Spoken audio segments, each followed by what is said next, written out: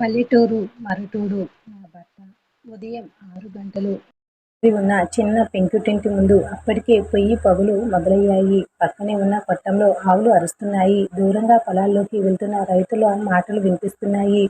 ఆ ఇంటి ముందు ఒక వృద్ధురాలు కూర్చుని ఉంది. ఆమె పేరు సుబ్బమ్మ. ఆమె కళ్ళంతా రోడ్డు వైపే ఉన్నాయి.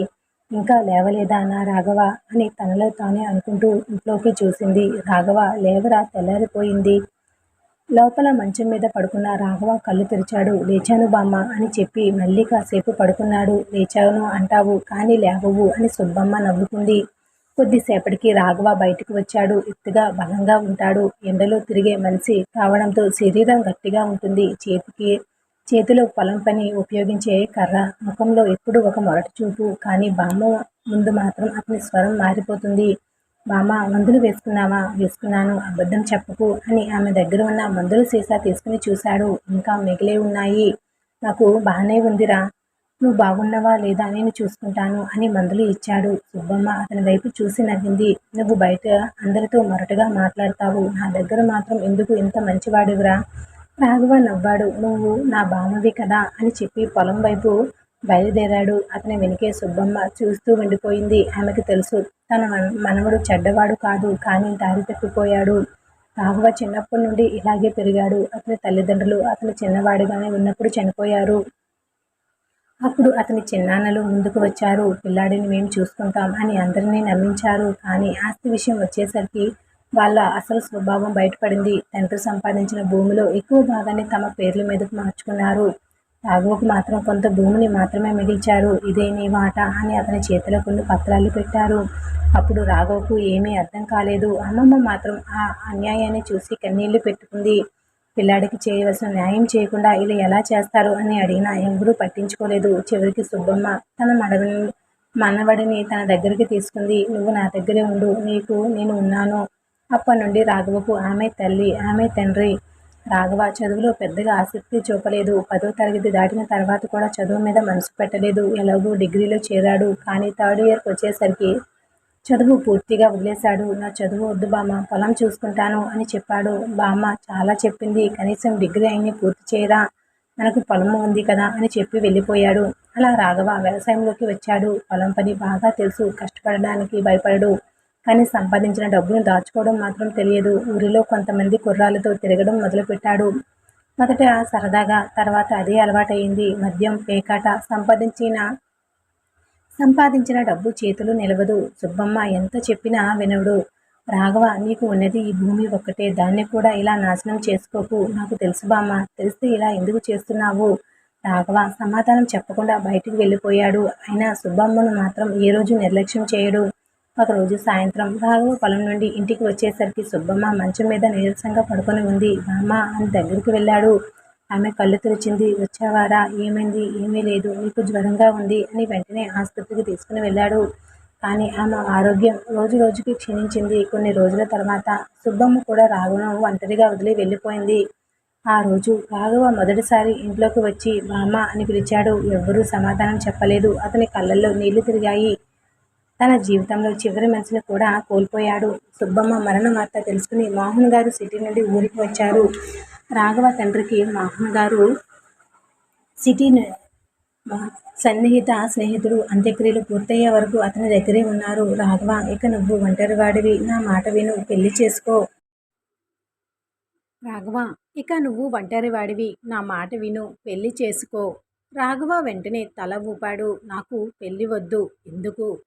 నన్ను నేను చూసుకోవడమే కష్టం, ఇంకొకరిని ఎలా చూసుకుంటాను? మోహన్ గారు అతని వైపు చూస్తూ, నీకు మంచి అమ్మాయి వస్తే నువ్వే మారిపోతావు, నేను మారను అని రాఘవ్ కరాఖండిగా చెప్పేశాడు. మోహన్ గారు ఏమీ అనలేదు. సరే, ఇప్పుడేం మాట్లాడను, కానీ నా మాట ఒకరోజు గుర్తొస్తుంది అని చెప్పి సిటీకి వెళ్ళిపోయారు.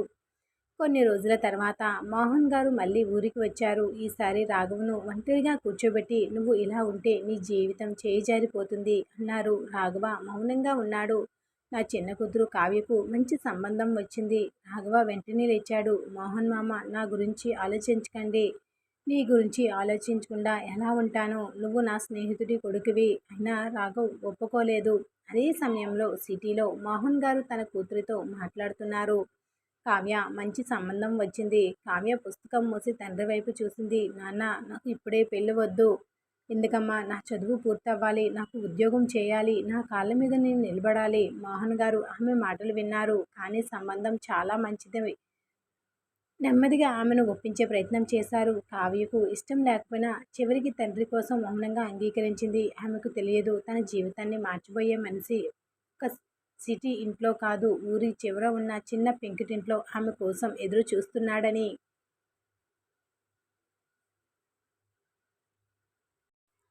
సుబ్బమ్మ చనిపోయిన తర్వాత రాఘవ జీవితం ఒక్కసారిగా మారిపోయింది. చిన్నప్పటి నుండి తనను కంటికి రెప్పలా చూసుకున్న మనిషి లేకపోవడంతో ఇంట్లో ఒంటరిగా కూర్చున్న ప్రతిసారి అతనికి అమ్మమ్మ గుర్తుకు వస్తూనే ఉంది.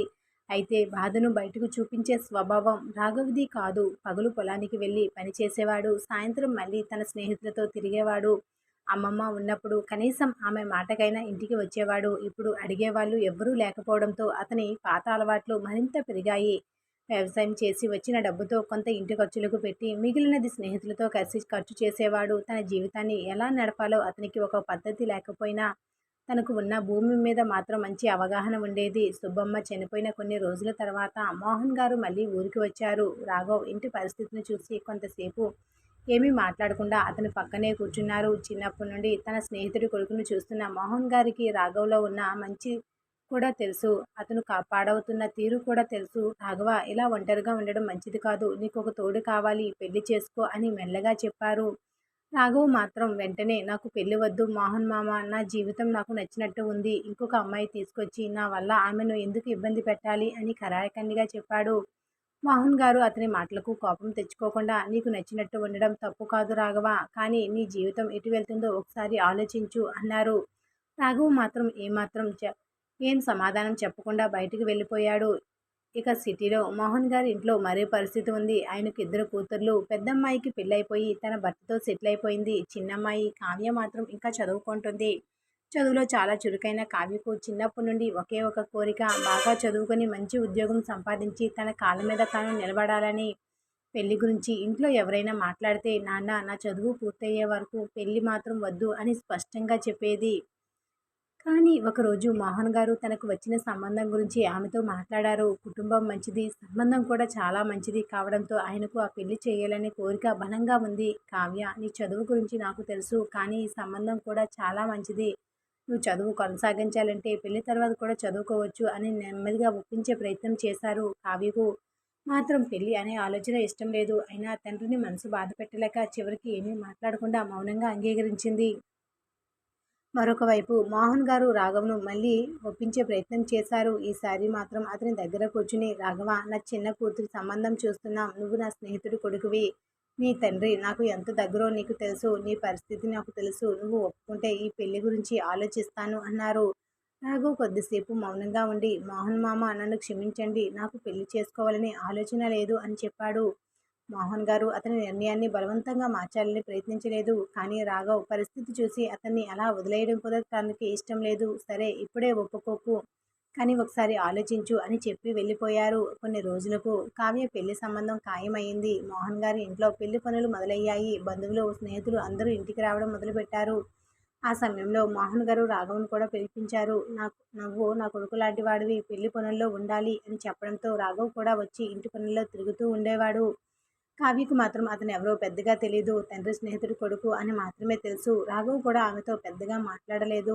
అతని మొరటు స్వభావం, పల్లెటూరి తీరు కావ్యకు మొదటి చూపులోనే అంతగా నచ్చలేదు. పెళ్లికి ఒక రోజు ముందు ఇంట్లో బంధువులతో సందడి ఎక్కువైంది. రాఘవ్ ఏదో పని కోసం కావ్య గదిలోకి వెళ్ళాడు. అదే సమయంలో పెళ్లి కొడుకు బంధువుల్లో ఒకడు అక్కడికి రావడంతో రాఘవ్ను గదిలో చూడడం జరిగింది. నిజానికి రాఘవ అక్కడికి వెళ్ళడానికి కారణం చాలా చిన్న విషయం. కానీ ఆ వ్యక్తి మాత్రం వేరే ఉద్దేశం ఉంది. పెళ్లి సంబంధం మొదలైనప్పటి నుండి కట్నం విషయంలో చాలా ఎక్కువ డబ్బు రావాలని ఆశపడుతున్న అతను ఈ విషయం అడ్డం పెట్టుకుని పెళ్లి చెడగొట్టాలని చూస్తాడు. వెంటనే బయటకు వచ్చి పెళ్లికి ముందు నుండి అమ్మాయి ఎవరితో గదిలో ఉంటుందో చూసాం. ఇలాంటి సంబంధం మాకు అవసరం లేదు అంటూ కావాలనే గొడవ మొదలు పెడతారు. మాట క్షణాల్లో పెద్దదవుతుంది. కావ్య అవమానంతో తలదించుకుంటుంది.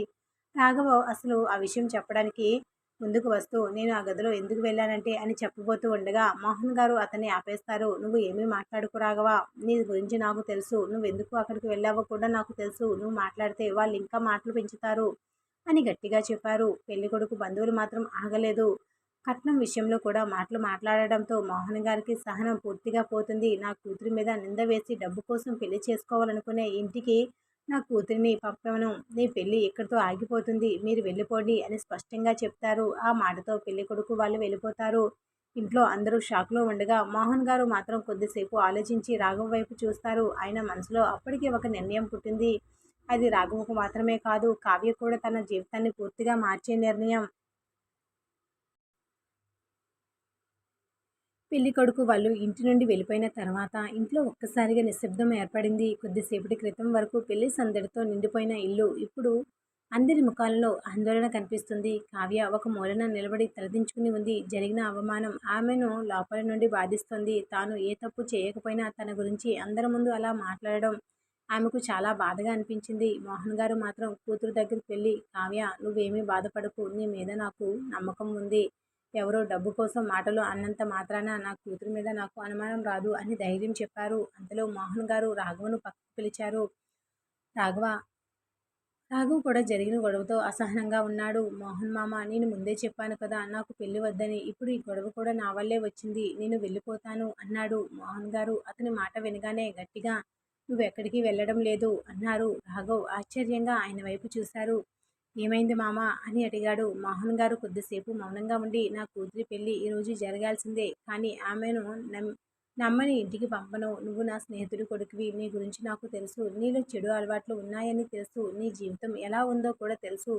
కానీ నీ మనసు చెడ్డది కాదు నాకు తెలుసు. అందుకే నా కూతురిని నీకిచ్చి పెళ్లి చేయాలనుకుంటున్నాను అన్నాడు. ఆ మాట విన్న రాఘవ ఒక్కసారిగా వెనక్కి తగ్గాడు. మోహన్ మామ, మీరు ఏం మాట్లాడుతున్నారో మీకు తెలుసా? నేను ఎలాంటి వాడినో మీకు తెలుసు. నేను చదువు పూర్తి చేయలేదు. నా సిటీ జీవితం తెలీదు. నా ఇంట్లో కనీస సౌకర్యాలు కూడా లేవు. మీ కూతురు బాగా చదువుకుంది. ఆమెకు తనకంటూ కలలు ఉన్నాయి. అలాంటి అమ్మాయిని నా జీవితంలోకి తీసుకురావడం ఆమెకు అన్యాయం అన్నాడు. మోహన్ గారు మాత్రం ప్రశాంతంగా, ఆమె భవిష్యత్తు గురించి నేను ఆలోచించాను. ఆమె చదువు ఆగదు. ఆమెకు ఉద్యోగం చేయాలంటే నువ్వు అడ్డుపడకూడదు. అంతే నాకు కావాలి అన్నారు. రాఘవ మాత్రం ఇంకా ఒప్పుకోలేదు. అదే సమయంలో మోహన్ గారు కావ్య దగ్గరికి వెళ్ళి విషయం చెప్పారు. కావ్య, నేను ఒక నిర్ణయం తీసుకున్నాను. నిన్ను రాఘవ్‌కిచ్చి పెళ్లి చేయాలనుకుంటున్నాను. ఆ మాట విన్న వెంటనే కావ్య షాక్ అయింది. నాన్న, ఆయనా అని ఆశ్చర్యంగా అడిగింది. మోహన్ గారు ఆమెకు రాఘవ్ గురించి నిజంగానే చెప్పారు. అతను చదువుకోలేదు. అతని జీవితం నీకు భిన్నంగా ఉంటుంది. కానీ అతను చెడ్డ మనిషి కాదు. నువ్వు అతనితో మాట్లాడి నిర్ణయం తీసుకో. నేను నీ మీద బలవంతం చేయను. కావ్య మాత్రం కాసేపు మౌనంగా ఉంది. తనకు కావాల్సిన సిటీ జీవితం, చదువు, ఉద్యోగం అన్నీ ఒకవైపు, ఇప్పుడే ఎదురుగా వచ్చిన ఈ పల్లెటూరి అబ్బాయి మరొక వైపు. చివరికి తండ్రి మీద ఉన్న నమ్మకంతో, మీకు నమ్మకం ఉంటే నాకు కూడా ఉంటుంది నాన్న అని మెల్లగా చెప్పింది. కావ్య అంగీకరించిన రాఘవ్ మాత్రం ఇంకా వెనుకడుగు వేస్తూనే ఉన్నాడు. మోహన్ గారు చివరికి అతని దగ్గరికి వెళ్ళి, రాఘవ, నా కూతురిని నీకు ఇచ్చేది నీకు డబ్బు ఉన్నందుకు కాదు, చదువు ఉన్నందుకు కాదు, నీలో ఇంకా మంచితనం ఉందని నమ్మి. నువ్వు ఇప్పటివరకు ఎలా ఉన్నావో నాకు తెలుసు. కానీ మీ అమ్మమ్మ ఉన్నప్పుడు ఆమెను ఎంత బాగా చూసుకున్నావో కూడా తెలుసు. ఒక మనిషి తన గతంలో మాత్రమే కొలవకూడదు. ఒక అవకాశం ఇస్తే మారగలవు అన్నారు. ఆ మాటవ రాగం మనసును తాకాయి. తను నిజంగా అర్థం చేసుకునే మనిషి మోహన్ గారు తప్ప ఇంకెవరూ లేరని తనకి తెలుసు. చివరికి అతను మౌనంగా తల వంచాడు. ఆ రోజు సాయంత్రం అనుకోని పరిస్థితుల్లో రాఘవ కావ్యల పెళ్లి జరిగింది. పెళ్లి ముళ్ళు పడుతున్న సమయంలో ఇద్దరి మనసుల్లో ఆనందం లేదు. కావ్యకు తన భవిష్యత్తు ఎలా ఉంటుందో తెలియదు. రాఘవకు మాత్రం తన జీవితంలోకి వచ్చిన అమ్మాయిని ఎలా చూసుకోవాలో కూడా తెలియదు. పెళ్లి పూర్తయిన తర్వాత కావ్య సిటీ నుండి పల్లెటూరికి ఇంటికి బయలుదేరింది. కారు ఊరు రోడ్లు వెళ్లే కొద్దీ ఆమెకు చుట్టూ కనిపించే ప్రపంచం మారిపోయింది. పెద్ద రోడ్లు పోయి మట్టి రోడ్లు వచ్చాయి. భవనాలు పోయి పొలాలు కనిపించాయి. చివరకు కారు ఒక చిన్న ఇంటి ముందు ఆగింది. కావ్య కారు నుండి దిగింది. ఆమె ముందు కనిపించింది రాఘవ ఇల్లు. చిన్న పెంకుటిల్లు. ఇంటి ముందు మట్టి నేల, పక్కనే పశువుల కొట్టం, లోపల పాత మంచం, కొన్ని పాత పాత్రలు మాత్రమే. కావ్య ఒక్కసారిగా చుట్టూ చూసి మౌనంగా నిలబడిపోయింది. సిటీలో అన్ని సౌకర్యాలతో పెరిగిన ఆమెకు ఇది పూర్తిగా కొత్త ప్రపంచం. రాఘవ్ మాత్రం ఆమె ముఖాన్ని చూసి ఏమీ అనలేదు. ఇదే మన ఇల్లు అని మాత్రమే చెప్పి లోపలికి వెళ్ళాడు. ఆ రాత్రి కావ్యకు నిద్ర పట్టలేదు. తాను ఎక్కడికి వచ్చిందో, ఇక తన జీవితం ఎలా ఉండబోతుందో ఆలోచిస్తూ మంచం మీద కూర్చుంది. రాఘవ మాత్రం బయట కూర్చుని అమ్మమ్మ ఫోటో వైపు చూస్తున్నాడు. కొద్దిసేపటి తర్వాత లోపలికి వచ్చి, నీకు ఇక్కడ ఇబ్బందిగా ఉంటే నాన్నకి చెప్పు. నేను ఎవరి మీద బలవంతం చేయను అన్నాడు. కావ్య అతని వైపు చూసింది. మొదటిసారి అతని మాటలో మొరటుతనం కంటే నిజాయితీ కనిపించింది. అయినా ఏమీ మాట్లాడలేదు. ఆమెకు తెలియదు ఇంట్లో రాబోయే రోజులు తన జీవితాన్ని పూర్తిగా మార్చబోతున్నాయని. అలాగే రాఘవకు కూడా తెలియదు తన జీవితాన్ని మార్చిపోయేది తాను పెళ్లి చేసుకున్న అమ్మాయి అని. ఉదయం కావ్యకు కోళ్ళు కోతలు పశువుల శబ్దాలతో మెలకువ వచ్చింది. సిటీలో అలారం పెట్టుకుని లేచే ఆమెకు ఈ శబ్దాలు పూర్తిగా కొత్తగా అనిపించాయి. బయటికి వచ్చి చూస్తే రాఘవ్ అప్పటికే పొలానికి వెళ్ళడానికి సిద్ధమవుతున్నాడు. ఆమెను చూసి లేచావా అడిగాడు. కావ్య తల ఊపింది. రాఘవ్ ఏమీ మాట్లాడకుండా బయటకు వెళ్ళిపోయాడు.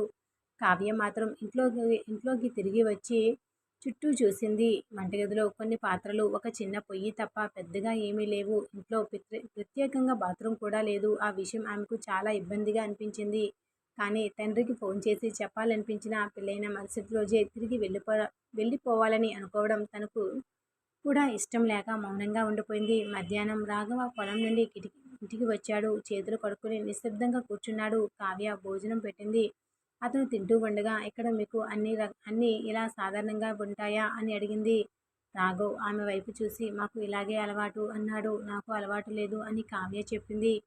రాఘవ్ ఏమీ అనలేదు. కొద్దిసేపటి తర్వాత, కొంతకాలం కష్టంగా అనిపిస్తుంది, అలవాటు అవుతుంది అని మాత్రమే చెప్పాడు. ఆ మాట కావ్యకు ఇంకా కోపం తెప్పించింది.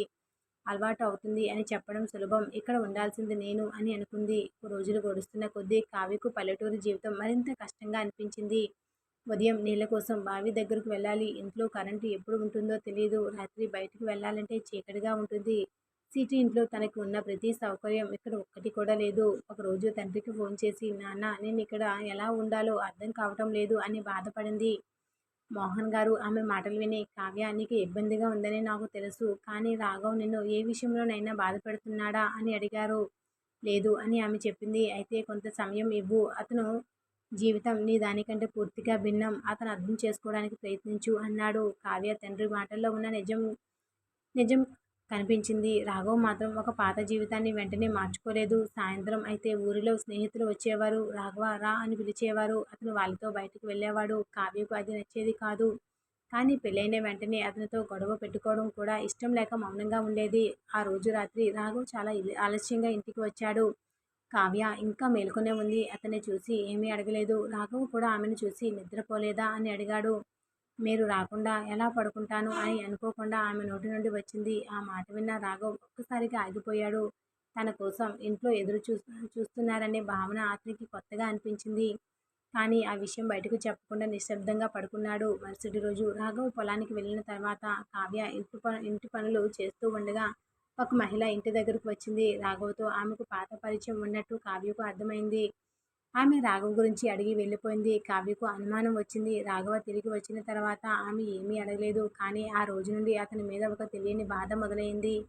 రాఘవ్కు మాత్రం కావ్య ప్రవర్తనలో వచ్చిన మార్పు అర్థం కాలేదు. ఆమె తనతో మాట్లాడుతుంది, తన పనులు చేస్తుంది, కానీ గతంలా సహజంగా నవ్వటం లేదు. కొన్ని రోజుల తర్వాత రాఘవ్కు తన పాత జీవితంలోని పరిచయం గురించి కావ్యకు తెలిసిందని అర్థమైంది. ఒక రాత్రి నువ్వేదో బాధపడుతున్నావు, ఏం జరిగిందో చెప్పు అని అడిగాడు. కావ్య కొద్దిసేపు మౌనంగా ఉండి, మీ గతం గురించి నేనేమీ అడగను, మీరు ఏం చేశారో తెలుసుకోవాలని కూడా లేదు, కానీ ఇప్పుడు మీరు నా భర్త, మీ జీవితం ఎలా ఉండాలో మీరు నిర్ణయించుకోవాలి అని చెప్పింది. రాఘవ్ ఆమె మాటలు విని చాలాసేపు మౌనంగా ఉన్నాడు. ఆమె తనను తిట్టలేదు, గొడవ చేయలేదు, కానీ తన మీద ఎంత నమ్మకం పెట్టుకుందో మాత్రం అతని మాటల్లో అర్థమయ్యింది. ఆ రోజు నుండి రాఘవ్లో చిన్నగా మార్పు మొదలైంది. పాత పరిచయాలకు దూరంగా ఉండడం మొదలుపెట్టాడు. స్నేహితులు పిలిచిన ప్రతిసారి వెళ్ళడం మానేశాడు. వ్యవసాయం మీద శ్రద్ధ పెంచాడు. ఒకరోజు పొలంలో పనిచేసి వచ్చిన డబ్బులు చేతిలో పెట్టుకుని ఇంటి ముందు నిలబడి ఆలోచించాడు. ఇంతకాలం ఈ డబ్బంతా తన స్నేహితులతో ఖర్చు చేశాడు. ఇప్పుడు ఇంట్లో తన కోసం ఎదురు చూస్తున్న ఒక మనిషి ఉంది. ఆమెకు కనీస సౌకర్యాలు కూడా లేవు. ఆ ఆలోచనతో మరుసటి రోజే మేస్త్రిని పిలిచాడు. ఇంటి పక్కన ఒక బాత్రూమ్ కట్టాలి అని చెప్పాడు. కావ్య ఆ మాట విని ఆశ్చర్యపోయింది. ఎందుకు అని అడిగింది. రాఘవ సాధారణంగా నీకు ఇబ్బంది అవుతుంది కదా అన్నాడు. కావ్య ఒక్కసారిగా అతని వైపు చూసింది. తాను కూడా తన ఇబ్బంది చెప్పలేదు. అయినా అతను గమనించాడు. ఆ రోజు మొదటిసారి ఆమెకు రాఘవ్ మొరటుగా అనిపించినా తనను మాత్రం గమనిస్తున్నాడని అర్థమైంది. అక్కడి నుండి రాఘవ మార్పు మొదలైంది. కానీ అది ఇంకా చిన్న అడుగు మాత్రమే. అతని జీవితాన్ని పూర్తిగా మార్చే మరో విషయం త్వరలోనే కావ్య ముందుకు రాబోతుంది. బాత్రూమ్ కట్టించే పని మొదలైనప్పటి నుండి కావ్యకు రాఘవ్‌ను చూసే విధానం కొద్దిగా మారింది. తాను అడగకుండానే తన ఇబ్బందిని గుర్తించి ఆ పని చేయించడం ఆమెకు ఆశ్చర్యంగా అనిపించింది. బాత్రూమ్ పూర్తయ్యే వరకు రాఘవ్ రోజూ చేసుకునేవాడు. డబ్బు ఎక్కువ ఖర్చవుతున్నా వెనక్కి తగ్గలేదు. ఇంకొంచెం బాగుండాలి అని మేస్త్రికి చెప్తూ ఉండేవాడు. పని పూర్తయిన రోజు కావ్య లోపలికి వెళ్లి చూసి బయటకు వచ్చి థాంక్స్ అని మెల్లగా చెప్పింది. రాఘవ నవ్వుతూ దానికి థాంక్స్ ఎందుకు? నీకు ఇబ్బంది లేకుండా ఉంచడం నా బాధ్యత అన్నాడు. ఆ మాట కావ్య ఏమీ మాట్లాడలేకపోయింది. తర్వాత రాఘవ ఇంటి మీద కూడా శ్రద్ధ పెట్టడం మొదలుపెట్టాడు. ఇంతకాలం తనకు అవసరం లేదనుకున్న విషయాలన్నీ ఇప్పుడు కావ్య కోసం అవసరంగా అనిపించాయి. ఇంటి పైకప్పు పాడైపోయిన చోట బాగు చేయించాడు. వంటగదిని సరిచేయించాడు. కావ్య బట్టలు పెట్టుకోవడానికి చిన్న అల్మారా తెచ్చాడు. రాత్రుళ్ళు ఆమె చదువుకోవడానికి సరైన వెలుతురు ఉండాలని కొత్త లైట్ పెట్టించాడు. ఇవన్నీ చేస్తున్నప్పుడు కావ్యను పెద్దగా ఏమీ అడగడు. తన పొలంలో వచ్చిన డబ్బును జాగ్రత్తగా ఖర్చు చేస్తూ ఒక్కొక్కటిగా ఇంటిని మార్చడం మొదలుపెట్టాడు. ఒకప్పుడు సంపాదించిన డబ్బు ఎక్కడ ఖర్చయిందో కూడా తెలియని రాఘవ్ ఇప్పుడు ప్రతి రూపాయి ఎక్కడ ఉపయోగించాలో ఆలోచిస్తున్నాడు. ఒకరోజు కావ్య తన పుస్తకాలు సర్దుకుంటూ ఉండగా రాఘవ గమనించాడు. ఇంత పుస్తకాలు ఎందుకు అని అడిగాడు. కావ్య కొద్దిసేపు ఆగి నాకు చదువంటే చాలా ఇష్టం. పెళ్లి వల్ల నా చదువు ఆగిపోతుందేమో అనుకున్నాను అని చెప్పింది. రాఘవ ఆమె వైపు చూసి ఎందుకు ఆగాలి అన్నాడు. కావ్య ఆశ్చర్యంగా చూసింది. నాకు చదువుకోవాలి, ఉద్యోగం సంపాదించాలి, నా కాళ్ళ మీద నేను నిలబడాలి అని చెప్పింది. రాఘవ తల ఊపి అయితే చదువు ఎవరు ఆపుతున్నారు అన్నాడు. కావ్యకు ఆ మాట చాలా సులభంగా అనిపించినా తన మనసులో మాత్రం ఎంతో పెద్ద ఆనందం కలిగింది. ఆ రోజు నుండి రాఘవ్ ఆమె చదువు గురించి తెలుసుకోవడం మొదలుపెట్టాడు. ఏ పరీక్ష రాయాలి, ఏ పుస్తకాలు కావాలి, కాలేజీకి వెళ్ళాలా, ఇంటి నుండి చదవగలరా అని అడుగుతుండేవాడు. తనకు చదువు పెద్దగా లేకపోయినా కావ్య చదువుకోవాలనే కోరికను మాత్రం గౌరవించాడు. ఒకరోజు మార్కెట్కి వెళ్ళి తిరిగి వస్తూ ఆమెకు కొన్ని పుస్తకాలు తీసుకొచ్చాడు. ఇవి నీకు కావాలని నిన్న చెప్పావు కదా అని ఆమె చేతిలో పెట్టాడు. కావ్య ఆ పుస్తకాలను చూసి నవ్వింది. మీకు ఇవి ఎక్కడ దొరికాయో కూడా తెలియదు కదా అని అడిగింది. రాఘవ నవ్వుతూ దొరకలేదనుకో ఎవరైనా అడిగి తెచ్చేవాడిని అన్నాడు. కావ్య మొదటిసారి అతనితో మనస్ఫూర్తిగా నవ్వింది. రాఘవలో మార్పు కూడా నెమ్మదిగా పెరుగుతోంది. పాత స్నేహితులు పిలిచినా వెళ్ళడం తగ్గించాడు. మద్యం అలవాటు పూర్తిగా ఒక రోజులో పోలేదు. కొన్నిసార్లు పాత అలవాటు అతన్ని మళ్ళీ లాగేది. అలాంటి సమయంలో కావ్య అతనితో గొడవ పడేది కాదు. మీరు మారాలి అని నేను బలవంతం చేయను, కానీ మీరు మీ మీద కోపం తెచ్చుకునే పనులు చేయకండి అని మాత్రమే చెప్పేది. ఆ మాటలు రాఘవకు బాగా గుర్తుండిపోయాయి. తన భార్య తనను మార్చాలని కాదు, తనను తాను తన జీవితాన్ని బాగు చేసుకోవాలని కోరుకుంటోందని అర్థమయ్యింది. ఇక కావ్య కూడా పల్లెటూరి జీవితానికి కొద్దిగా అలవాటు పడుతుంది. మొదట బావి దగ్గరకు వెళ్ళడానికి ఇబ్బంది పడిన ఆమె తర్వాత అక్కడ ఆడవాళ్ళతో మాట్లాడడం మొదలుపెట్టింది. పొలానికి వెళ్ళిన రాఘవని పని చేయడం చూడడం కూడా మొదలుపెట్టింది. అతను ఎండలో గంటల తరబడి కష్టపడడం చూసి ఇంత కష్టపడతారు, కానీ సంపాదించిన డబ్బంతా ఇంతకుముందు ఎంత వృధా చేసేవారో అని ఒకరోజు అడిగింది. రాఘవ్ కొద్దిసేపు మౌనంగా ఉండి నన్ను ఆపేవాళ్ళు ఎవరూ లేరు, బామ్మ చెప్పేది వినేవాడిని కాదు, ఇప్పుడు నువ్వున్నావు అన్నాడు. ఆ మాటతో కావ్యకు అతని మీద ఉన్న కోపం పూర్తిగా తగ్గిపోయింది. ఒక సాయంత్రం పొలం నుండి వచ్చిన రాఘవ్ చేతికి చిన్న గాయమైంది. కావ్య వెంటనే అతని దగ్గరికి వెళ్ళి మందు పెట్టింది. ఇంత చిన్న గాయానికి ఇంత హడావిడి ఎందుకు అని రాఘవ్ నవ్వాడు. కావ్య కోపంగా చిన్న గాయమైనా గాయమే కదా, జాగ్రత్తగా ఉండలేరా అంది. రాఘవ్ ఆమె వైపు చూస్తూ ఏమీ మాట్లాడలేదు. తన గురించి ఇంతగా ఆలోచించే మనిషి తన జీవితంలో ఇంతకు ముందు ఎవరూ లేరని అతనికి అనిపించింది. ఆ రాత్రి రాఘవ్ అమ్మమ్మ ఫోటో ముందు కూర్చున్నాడు. బామ్మ నువ్వు చెప్పింది నిజమే, నాకు తోడు అవసరం లేదు అనుకున్నాను, కానీ ఇప్పుడు అర్థమవుతోంది. మనల్ని మనం కాపాడుకునే మనిషి పక్కన ఉంటే జీవితం ఎంత మారుతుందో అని మెల్లగా అన్నాడు. వెనుక నిలబడి ఆ మాటలు విన్న కావ్య కళ్ళల్లో నీళ్లు తిరిగాయి. ఆమెకు ఏమీ మాట్లాడకుండా అక్కడి నుండి వెళ్ళిపోయింది. కానీ ఆ రాత్రి ఇద్దరి మనసుల్లోనూ ఒకరికొకరు తెలియని కొత్త భావన మొదలైంది. అయితే రాఘవ్ గతం పూర్తిగా అతన్ని వదలలేదు. అతని చిన్నాన్న మాత్రం రాఘవలో వస్తున్న ఈ మార్పును గమనిస్తున్నాడు. ముఖ్యంగా కావ్య చదువుకున్న అమ్మాయి కావడంతో పాత ఆస్తి పత్రాలు, భూమి వివరాలు ఒకరోజు ఆమె కళ్ళకు పడతాయేమో అని అతని భయం మొదలైంది. ఎందుకంటే రాఘవ్కు తనకు రావాల్సిన భూమిలో ఎంత భాగం పోయిందో ఇప్పటికీ పూర్తిగా తెలియదు. కానీ కావ్యకు మాత్రం ఒకరోజు పాత పత్రాల మధ్య కనిపించిన ఒక పేరు అనుమానం కలిగించబోతుంది. అదే అనుమానం చివరికి రాఘవ్ జీవితంలో పెద్ద మోసాన్ని బయటకు తీసుకురాబోతుంది. కావ్య పల్లెటూరికి నెమ్మదిగా అలవాటు పడుతున్న కొద్దీ రాఘవతో ఆమెకు ఉన్న దూరం కూడా తగ్గుతూ వచ్చింది. ఉదయం రాఘవ్ పొలానికి బయలుదేరే ముందు కావ్య అతనికి భోజనం సిద్ధం చేసి పెట్టేది. మొదట్లో అతను ఏమీ చెప్పకుండా వెళ్ళిపోయేవాడు. ఇప్పుడు మాత్రం మధ్యాహ్నం ఆలస్యం అవుతుంది, నువ్వు ఎదురు చూడకు అని చెప్పేవాడు. ఇలాంటి చిన్న చిన్న మాటలే వాళ్ళ మధ్య ఉన్న అపరిచిత భావాన్ని తగ్గించాయి. రాఘవ కూడా ఇంటికి రావడానికి కారణం పొలం పని మాత్రమే కాదు, కావ్య తన కోసం ఎదురు చూస్తుందన్న ఆలోచన కూడా. ఒకరోజు మధ్యాహ్నం కావ్య రాఘవకు భోజనం తీసుకుని పొలానికి వెళ్ళింది. అక్కడ రాఘవ ఎండలో చెమటలు కక్కుతూ పనిచేస్తున్నాడు. ఆమెను చూసి నువ్వెందుకు వచ్చావు అడిగాడు. మీరు భోజనం చేయకుండా ఉండిపోతారని తీసుకొచ్చాను అని కావ్య చెప్పింది. రాఘవ్ కాసేపు ఆమెను చూస్తూ ఇంత దూరం నడిచి వచ్చావా అన్నాడు. అవును, ఇక మీదట రావద్దు, నేనే ఇంటికి వచ్చి తింటాను. కావ్య నవ్వుతూ మీరు ఇంటికి వచ్చే వరకు భోజనం చల్లారిపోతుంది కదా అంది. రాఘవ ఏమీ చెప్పకుండా భోజనం చేశాడు. కానీ అతని ముఖంలో మాత్రం చాలా రోజుల తర్వాత కనిపించని సంతోషం కనిపించింది. ఆ సాయంత్రం కావ్య ఇంటిని శుభ్రం చేస్తూ ఉండగా ఒక పాత పెట్టె కనిపించింది. అది సుబ్బమ్మ ఉపయోగించిన పాత పెట్టె. లోపల కొన్ని పాత బట్టలు, పూజ సామాగ్రి, కొన్ని పాత్రలు ఉన్నాయి. కావ్య వాటిని అలాగే సర్దుతూ ఉండగా ఒక పాత భూమి పత్రం కింద పడింది. అందులో రాఘవ తండ్రి పేరు కనిపించింది. ఆమెకు భూమి వివరాలు పెద్దగా అర్థం కాకపోయినా పత్రంలో ఉన్న విస్తీర్ణం చూసి ఆశ్చర్యపోయింది. రాఘవకు ఉన్న భూమి అంతకంటే ఎక్కువగా ఉండాలి అన్న అనుమానం వచ్చింది. ఆ పత్రాన్ని తిరిగి పెట్టేయకుండా జాగ్రత్తగా పక్కన పెట్టింది. రాత్రి రాఘవ్ ఇంటికి వచ్చిన తర్వాత కావ్య వెంటనే ఏమీ అడగలేదు. అతని చిన్నాన్న గురించి పూర్తిగా ప్రశ్నించలేదు. కానీ మరుసటి రోజు తండ్రికి ఫోన్ చేసి నాన్న, రాఘవ్కు ఉన్న ఆస్తి గురించి మీకు ఏమైనా తెలుసా అని అడిగింది. మోహన్ గారు కాసేపు మౌనంగా ఉండి ఎందుకు అడుగుతున్నావు అన్నారు. కావ్య తనకు కనిపించిన పత్రం గురించి చెప్పింది.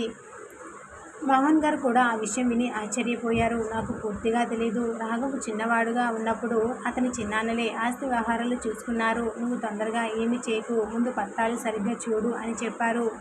కావ్య ఆ రోజు నుండి ఆ విషయం గురించి ఆలోచించడం మొదలుపెట్టింది. రాఘవ్కు విషయం చెప్పాలా వద్దని చాలాసేపు ఆలోచించింది. చివరకు చెప్పకుండా ఉండడం మంచిది కాదని నిర్ణయించుకుంది. ఆ రాత్రి అతను భోజనం చేస్తున్నప్పుడు రాఘవ్ మీ బామ్మ దగ్గర పాత భూమి పత్రాలు ఉన్నాయి, అందులో మీ నాన్న పేరు మీద మీకు తెలిసిన భూమి కంటే ఎక్కువ భూమి ఉన్నట్టు ఉంది అని చెప్పింది. రాఘవ్ చేతిలో ఉన్న ముద్ద అక్కడే ఆగిపోయింది. ఏమన్నావు అని అడిగాడు. కావ్య పత్రం తీసుకొచ్చి అతని చేతిలో పెట్టింది. రాఘవ్ ఆ పత్రాన్ని చాలాసేపు చూస్తూ ఉండిపోయాడు. తనకు చిన్నప్పటి నుండి చెప్పిన మాట ఒకటే, నీకు ఇంతే భూమి ఉంది. కానీ ఇప్పుడు అతని చేతిలో ఉన్న పత్రం మాత్రం వేరే విషయం చెబుతుంది.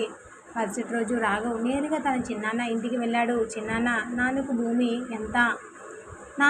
ఉన్న భూమి ఎంత అని అడిగాడు. చిన్నాన్న ఒక్కసారిగా తడబడిపోయాడు. నీకు ఉన్నదంతా నీ దగ్గరే ఉంది, ఇంకా ఏం కావాలి అని మాట మార్చాడు. రాఘవ్ పాత రోజులు గుర్తుకు చేసుకుంటూ నేను చిన్నవాడిని కాబట్టి నీ మాట నమ్మాను, కానీ ఇప్పుడు నాకు పత్రాలు కనిపించాయి, నాకున్న భూమి ఇంతకంటే ఎక్కువగా ఉంది కదా అని ప్రశ్నించాడు. చిన్నాన్న కోపంగా ఎవరు నీకు ఈ మాటలు నేర్పిస్తున్నారు అని అడిగాడు. రాఘవ వెంటనే ఎవరూ నేర్పించలేదు, నా భూమి గురించి నేను తెలుసుకుంటున్నాను అన్నాడు. ఇంటికి తిరిగి వచ్చిన రాఘవ చాలాసేపు మౌనంగా కూర్చున్నాడు. కావ్య అతని దగ్గరికి వచ్చి మీకు బాధగా ఉందా అని అడిగింది. బాధ కాదు, కోపం. చిన్నప్పుడు అమ్మ నాన్నలను కోల్పోయాను. తర్వాత వాళ్ళను నమ్మాను, వాళ్ళు నన్ను చూసుకుంటారని అనుకున్నాను. కానీ నా మీదే మోసం చేశారని ఇప్పుడు అర్థమవుతుంది. అతని దగ్గరే అసలు రహస్యం దాగి ఉంది. రాఘవ తల్లి చనిపోయిన తర్వాత ఆస్తి విషయంలో ఏం జరిగిందో తెలిసిన చివరి వ్యక్తి అతనే.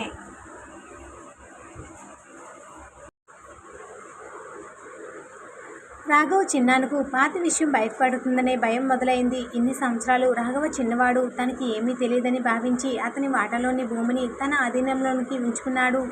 ఇప్పుడు రాఘవ్ పక్కనే చదువుకున్న భార్య ఉంది. ఆమె పాత పత్రాలను గమనించింది. అందుకే ఇకపై రాఘవను మభ్యపెట్టడం అంత సులభం కాదని అతనికి అర్థమయ్యింది. వెంటనే తనకు తెలిసిన పాత రెవెన్యూ రహతగాడిని కలవాలని నిర్ణయించుకున్నాడు. మరుసటి రోజు ఉదయం రాఘవ్ పొలానికి వెళ్ళిన తర్వాత కావ్య ఇంట్లో పాత పత్రాలను మరొకసారి పరిశీలించింది. కొన్ని పత్రాలపై తేదీలు, సంతకాలు ఉన్నాయి. ఆమెకు న్యాయపరమైన విషయాలు పూర్తిగా తెలియకపోయినా ఒక విషయం మాత్రం స్పష్టంగా అర్థమైంది. రాఘవ తండ్రి చనిపోయిన సమయంలో అతను చిన్నవాడు. ఆ సమయంలో అతని తరపున ఎవరో పత్రాలపై సంతకం చేసినట్టు కనిపిస్తుంది.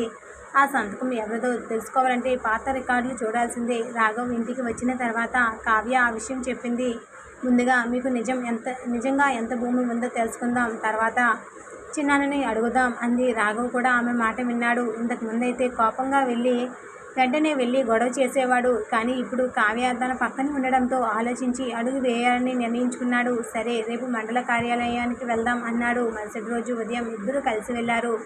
అక్కడ పాత రికార్డులు పరిశీలించగా రాఘవ తండ్రి పేరుతో ఉన్న భూమిలో కొంత భాగం చాలా సంవత్సరాల క్రితమే వేరే పేరుతోకి మారినట్టు తెలిసింది. ఆ పేరు రాఘవ్ చిన్నాన్నది. ఆ విషయం చూసిన రాఘవ ఒక్కసారిగా కోపంతో లేచాడు. అంటే ఇన్ని సంవత్సరాలు నాకు ఉన్నది ఇంతే అని చెప్పి మిగతా భూమి తన దగ్గరే పెట్టుకున్నాడా అన్నాడు. కావ్య అతని చేతిని పెట్టుకుని, ఇక్కడే గొడవ చేయకండి, ముందు పత్రాలు తీసుకుందాం, నిజం మన దగ్గర ఉండాలి అంది. ఆ రోజు వాళ్ళు పాత రికార్డుల కాపీలు లభించాయి. అందులో రాఘవ తండ్రి మరణించిన తర్వాత జరిగిన భూమి బదలాయింపు వివరాలు కూడా ఉన్నాయి. అయితే ఒక సంతకం విషయంలో అనుమానం వచ్చింది. రాఘవ్ తండ్రి మరణించినప్పుడు రాఘవ్ చిన్నవాడు కావడంతో అతని తరపున సంతకం చేసినట్టు చూపించారు. కానీ ఆ సంతకం చేసిన ఎవరో వ్యక్తి మాత్రం స్పష్టంగా లేదు. ఆ వ్యక్తిని కనుక్కోవాలి అని రాధ నిర్ణయించింది. అదే సమయంలో రాఘవ చిన్నాన్న పాత రాతగాడిని కలిశాడు. ఇన్ని సంవత్సరాల తర్వాత పత్రాలు బయటకు వస్తే నాకు ఇబ్బంది అవుతుంది, నువ్వేం చేయాలో నీకు తెలుసు అని హెచ్చరించాడు. ఆ వృద్ధుడు మాత్రం భయపడకుండా, నేను అప్పట్లో జరిగినది చెప్తాను, నిజం దాచమంటే ఇప్పుడు నేను దాచును అన్నాడు. చిన్నాన్నకు పరిస్థితి తన చేతుల్లో నుండి జారిపోతుందని అర్థమైంది. ఆ రాత్రి రాఘవ్ ఇంటికి వచ్చినప్పుడు కావ్య అతని ముఖంలో ఆలోచన గమనించింది. ఏమైంది అని అడిగింది. రాఘవ, నాకు చిన్నప్పటి నుండి ఒక విషయం అర్థం కాలేదు. బామ్మ ఎప్పుడు చిన్నాన్న మీద కోపంగా ఉండేది, కానీ నేను అడిగితే ఏమీ చెప్పేది కాదు. ఇప్పుడు చూస్తుంటే ఆమెకు నిజం తెలుసు అనిపిస్తోంది అన్నాడు. కావ్య, అవును, కానీ ఆమె నిన్ను బాధ పెట్టకుండా ఉండాలని మౌనంగా ఉండి ఉండొచ్చు అంది. రాఘవ్ కొద్దిసేపు అమ్మమ్మ ఫోటో వైపు చూస్తూ కూర్చున్నాడు. బామ్మ బతికే ఉంటే ఈ విషయం ఆమె చెప్పేది అన్నాడు. కావ్య అతని పక్కన కూర్చొని, ఇప్పుడు ఆమె లేకపోయినా ఆమె నీ కోసం కాపాడిన దాన్ని మనం కాపాడాలి అంది. రాఘవ్ ఆమె వైపు చూసి చిన్నగా నవ్వాడు. మనమా అని అడిగాడు. కావ్య కూడా నవ్వుతూ అవును, మనం అంది. ఆ ఒక్క మాట రాఘవ్ మనసులో ఎంతో లోతుగా నిలిచింది. రాఘవ్లో మరో మార్పు కూడా స్పష్టంగా కనిపిస్తోంది. ఇంతకుముందు కోపం వచ్చిన వెంటనే మద్యం వైపు వెళ్ళేవాడు. ఇప్పుడు మాత్రం సమస్య వచ్చిన కావ్యతో మాట్లాడుతున్నాడు. స్నేహితులు పిలిచినా వెళ్ళడం తగ్గించాడు. ఏమైందిరా, పెళ్లి తర్వాత పూర్తిగా మారిపోయావు అని స్నేహితులు ఆట పట్టించిన రాఘవ నవ్వు ఊరుకునేవాడు. అతనికి ఇప్పుడు తన జీవితంలో కావ్య ఉన్న స్థానం అర్థమవుతుంది. కొన్ని రోజుల తర్వాత ఆ పాత రాతగాడు రాఘవ్ను స్వయంగా కలవడానికి వస్తాడు. నీ తండ్రి చనిపోయినప్పుడు జరిగిన విషయం నాకు తెలుసు అని చెప్పడంతో రాఘవ్ ఒక్కసారిగా అతని వైపు చూశాడు. ఏం జరిగింది అని అడిగాడు. ఆ వృద్ధుడు చెప్పబోయే మాటలతో రాఘవ్ జీవితంలో దాచబడిన అసలు నిజం బయటపడుతుంది. కానీ ఆ నిజం తెలుసుకున్న తర్వాత రాఘవ్ చిన్నాన్నను క్షమిస్తాడా లేక హక్కు కోసం పోరాడతాడా అన్నది ఇప్పుడు చూడాల్సి ఉంది.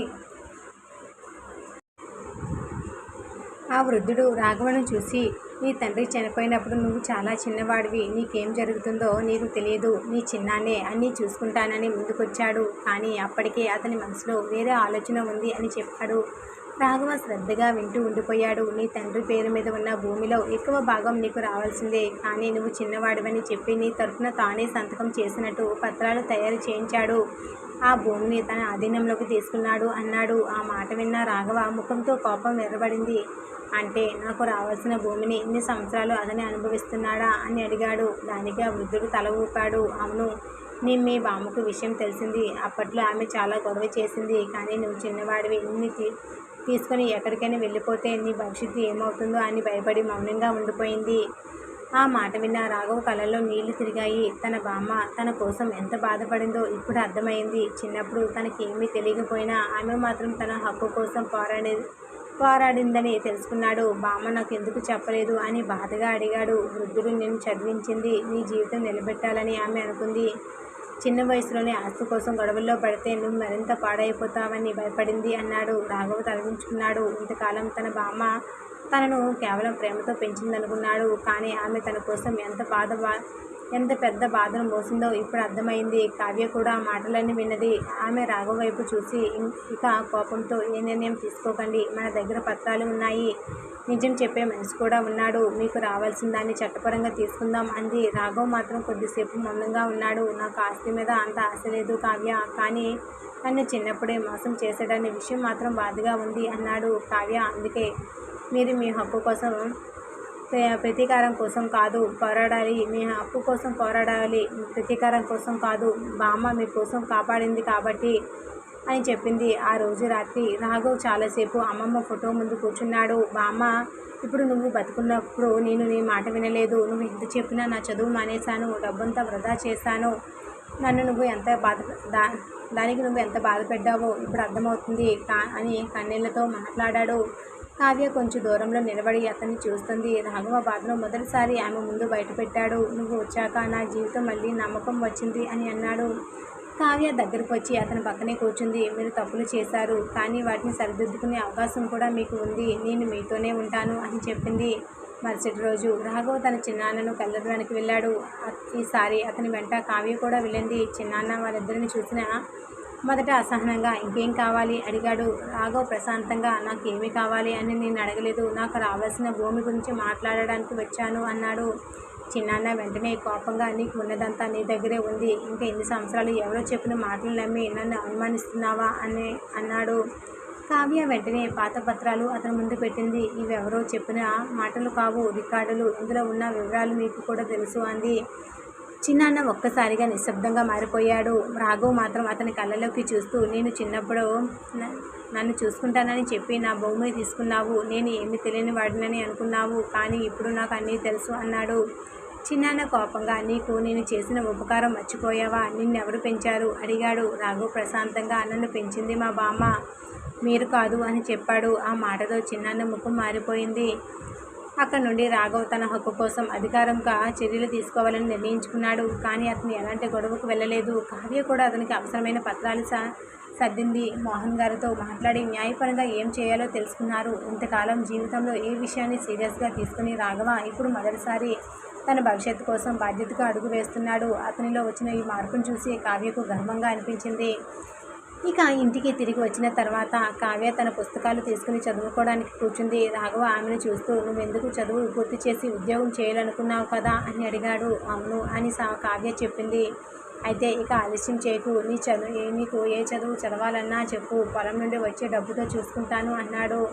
రాఘవ్ కావ్య వైపు చూస్తూ మీరు కూడా ఒకరోజు మీ చదువు పూర్తి చేయాలని అనిపించదా అని సరదాగా అడిగింది. రాఘవ్ నవ్వుతూ నాకు చదువు వయసే ఉంది అని అడిగాడు. రాఘవ్ ఆ మాట విని నవ్వుకున్నాడు. ఆ మాట అతని మనసులో మాత్రం ఎక్కడో నిలిచిపోయింది. ఆ రాత్రి కావ్య నిద్రపోయిన తర్వాత రాఘవ ఒంటరిగా కూర్చుని చాలాసేపు ఆలోచించాడు. తన జీవితంలో ఇప్పటి వరకు వృధా చేసిన సంవత్సరాలు గుర్తుకు వచ్చాయి. బామ్మ చెప్పిన చదువు మాటలు గుర్తుకొచ్చాయి. కావ్య చదువుకోవాలనే కోరిక గుర్తొచ్చింది. చివరికి అతని మనసులో ఒక కొత్త ఆలోచన మొదలైంది. తాను చదువు మానేసిన చోటే ఆగిపోవాల్సిన అవసరం లేదని, తన భార్య తన కలను కొనసాగించబోతుందంటే తాను కూడా తన జీవితాన్ని మార్చుకోవచ్చని. అదే రాత్రి అతను ఒక నిర్ణయం తీసుకున్నాడు. తన పాత జీవితం ఇక పూర్తిగా ముగియాలి. ఇక నుండి తన భార్యతో కలిసి తన కొత్త జీవితాన్ని నిర్మించుకోవాలని.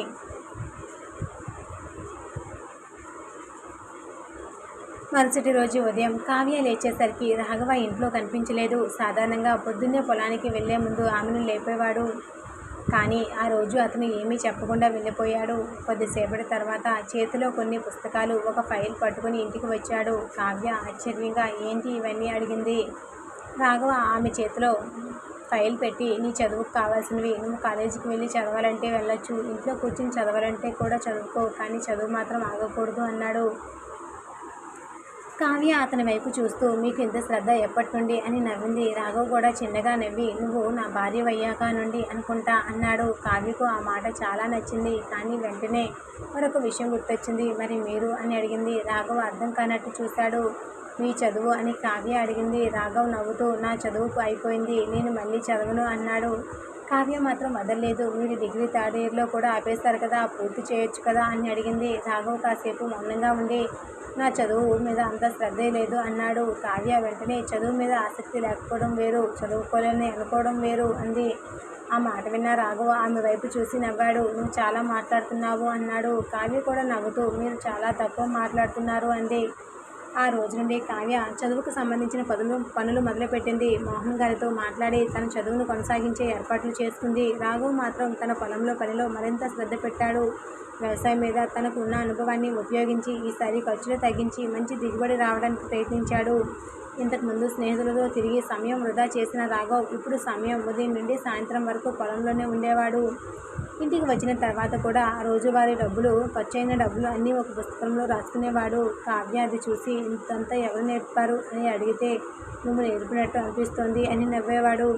అలా వాళ్ళ మధ్య చిన్న చిన్న అనుబంధాలు పెరిగాయి. ఒకరోజు కావ్యకు జ్వరం వచ్చింది. రాఘవ ఆ రోజు పొలానికి వెళ్లకుండా ఇంట్లోనే ఉండిపోయాడు. నువ్వు బాగుపడే వరకు నేను బయటకు వెళ్ళను అన్నాడు.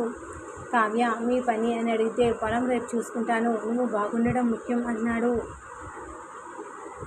ఆమెకు అది చిన్న మాటే అయినా తనకు నిజంగా పట్టించుకునే భర్త తన పక్కన ఉన్నాడనే భావన మొదటిసారి బలంగా కలిగింది. రాఘవ కూడా కావ్య తన జీవితంలో భారీగా మాత్రమే కాకుండా తనకు అర్థమయ్యే మనిషిగా మారిపోయిందని అనిపించింది. ఇదిలా ఉండగా రాఘవ చిన్నాన్న భూమి విషయం మాత్రం సులభంగా వదిలిపెట్టలేదు. రాఘవ దగ్గర పత్రాలు ఉన్నాయని తెలిసినా అతను కోర్టు వరకు వెళ్ళలేడు. అతనికి అంత ఓపిక లేదు అనుకున్నాడు. కానీ ఈసారి రాఘవ పాత రాఘవ కాదు. కావ్య పక్కన ఉండడంతో అతను వెనక్కి తగ్గలేదు. మోహన్ గారి సహాయంతో పాత పత్రాలన్నీ సేకరించి తనకు కావలసిన భూమి విషయంలో అధికారంగా ముందుకు వెళ్ళాడు. కొంతకాలం తర్వాత విచారణలో పాత రికార్డులు, సాక్ష్యాలు పరిశీలించబడ్డాయి. చివరకు రాఘవకు కావలసిన భూమిలో కొంత భాగం నిజంగానే అక్రమంగా చిన్నాన్న అధీనంలోకి ఉన్నట్టు నిర్ధారణ అయింది. ఆ విషయం తెలిసిన రోజు రాఘవ్కు చాలా సంతోషంగా అనిపించలేదు. కావ్య మాత్రం ఇది మీ గెలుపు కాదు రాఘవ్, మీ బామ్మ మీకోసం పోరాడిన హక్కు తిరిగి వచ్చింది అంది. రాఘవ అమ్మమ్మ ఫోటో ముందు నిలబడి చేతులు జోడించాడు. బామ్మ, ఆలస్యమైన నీ మాట నిజం చేశాను అన్నాడు. ఆ రోజు అతని కళ్ళల్లో కన్నీళ్లు ఉన్నాయి. కానీ అవ బాధతో వచ్చిన నీళ్లు కాదు. తన జీవితంలో కోల్పోయిన గౌరవం కొంతైనా తిరిగి వచ్చిందనే తృప్తి. తర్వాత రాఘవ్ తన భూమిని మరింత జాగ్రత్తగా చూసుకోవడం మొదలుపెట్టాడు. పాత ఇంటిని పూర్తిగా బాగు చేయాలని నిర్ణయించుకున్నాడు. కావ్య కూడా తనకు నచ్చినట్టు ఇంటిని కొద్ది కొద్దిగా మార్చుకుంది. ఒకరోజు వాళ్ళు కలిసి మార్కెట్కి వెళ్ళి ఇంటికి అవసరమైన వస్తువులు కొనుగోలు చేశారు. తిరిగి వస్తున్నప్పుడు రాఘవ్, నీకు ఇంకా సిటీలోనే ఉండాలనిపిస్తుందా అడిగాడు. కావ్య కాసేపు అతని వైపు చూసి, మొదట చాలా అనిపించేది, ఇప్పుడు మాత్రం మీరు ఉన్న చోటే నా ఇల్లు అనిపిస్తుంది అంది. రాఘవ ఆ మాట విని ఏమీ మాట్లాడలేదు. కానీ అతని ముఖంలో కనిపించిన చిరునవ్వు మాత్రం కావ్యకు కనిపించింది. ఆ రాత్రి ఇద్దరు ఇంటి ముందు కూర్చున్నారు. చుట్టూ నిశ్శబ్దం. దూరంగా పొలాల్లో కప్పుల శబ్దం. కావ్య తన చదువు గురించి మాట్లాడుతూ ఉండగా రాఘవ శ్రద్ధగా వింటున్నాడు. ఆమె మాట మధ్యలో ఆపి, ఏంటి అలా చూస్తున్నారు అడిగింది. కావ్య నవ్వుతూ, నువ్వు వచ్చిన తర్వాత ఇల్లు ఇల్లులా అనిపిస్తుంది అన్నాడు. కావ్య తలదించుకుని నవ్వింది. ఇద్దరి మధ్య ఉన్న దూరం ఆ రాత్రి పూర్తిగా తగ్గిపోయింది. కానీ రాఘవ తన పాత జీవితంలోని ఒక చివరి అలవాటును మాత్రం పూర్తిగా వదలలేకపోయాడు. అప్పుడప్పుడు పాత స్నేహితులు, పాత పరిచయాలు అతని ముందుకు వచ్చేవి. ఈసారి కావ్య ఏమీ అడగలేదు. ఆమె తన భర్తను నమ్మాలని నిర్ణయించుకుంది. ఆ నమ్మకాన్ని నిలబెట్టుకోవాలంటే ఇక రాఘవదే నిర్ణయం తీసుకోవాలి. ఒకరోజు అతని గతం నుండి వచ్చిన మహిళ అతన్ని కలవడానికి ఇంటి దగ్గరికి వచ్చింది. అదే సమయంలో కావ్య కూడా అక్కడే ఉంది. ఆ మహిళను చూసిన వెంటనే రాఘవ ముఖం మారిపోయింది. కావ్య మాత్రం నిశ్శబ్దంగా వాళ్ళని చూసింది. రాఘవకు అర్థమైంది, ఇది తన జీవితాన్ని పూర్తిగా మార్చిపోతున్న ఆ చివరి పరీక్ష అని. నిలబడి ఉన్న ఆ మహిళను చూసిన వెంటనే అతని ముఖం మారిపోయింది. ఆమెను చూసి కావ్యకు విషయం అర్థమైంది. గతంలో రాఘవ్ జీవితంలో ఉన్న పరిచయమే అది. ఆ మహిళ మాత్రం ఎలాంటి సంకోచం లేకుండా, రాఘవ్, నువ్వు ఇక్కడే ఉన్నావా అని అడిగింది. రాఘవ్ వెంటనే ఇప్పుడు ఎందుకు వచ్చావు అని గట్టిగా అడిగాడు. ఆమె నిన్ను కలవాలని వచ్చాను, నువ్వు చాలా రోజులుగా నా దగ్గరకు రావటం లేదుగా అంది. కావ్య ఆ మాట విని ఒక్క క్షణం అతని వైపు చూసింది. కావ్య ఏమీ మాట్లాడలేదు. రాఘవ్ మాత్రం వెంటనే, ఇక్కడ నన్ను కలవకు, నా జీవితం మారిపోయింది, నీకు కూడా తెలుసు అని స్పష్టంగా చెప్పాడు. ఆ మహిళ ఆశ్చర్యంగా, ఒక్కసారిగా ఎంత మారిపోయావా అని అడిగింది.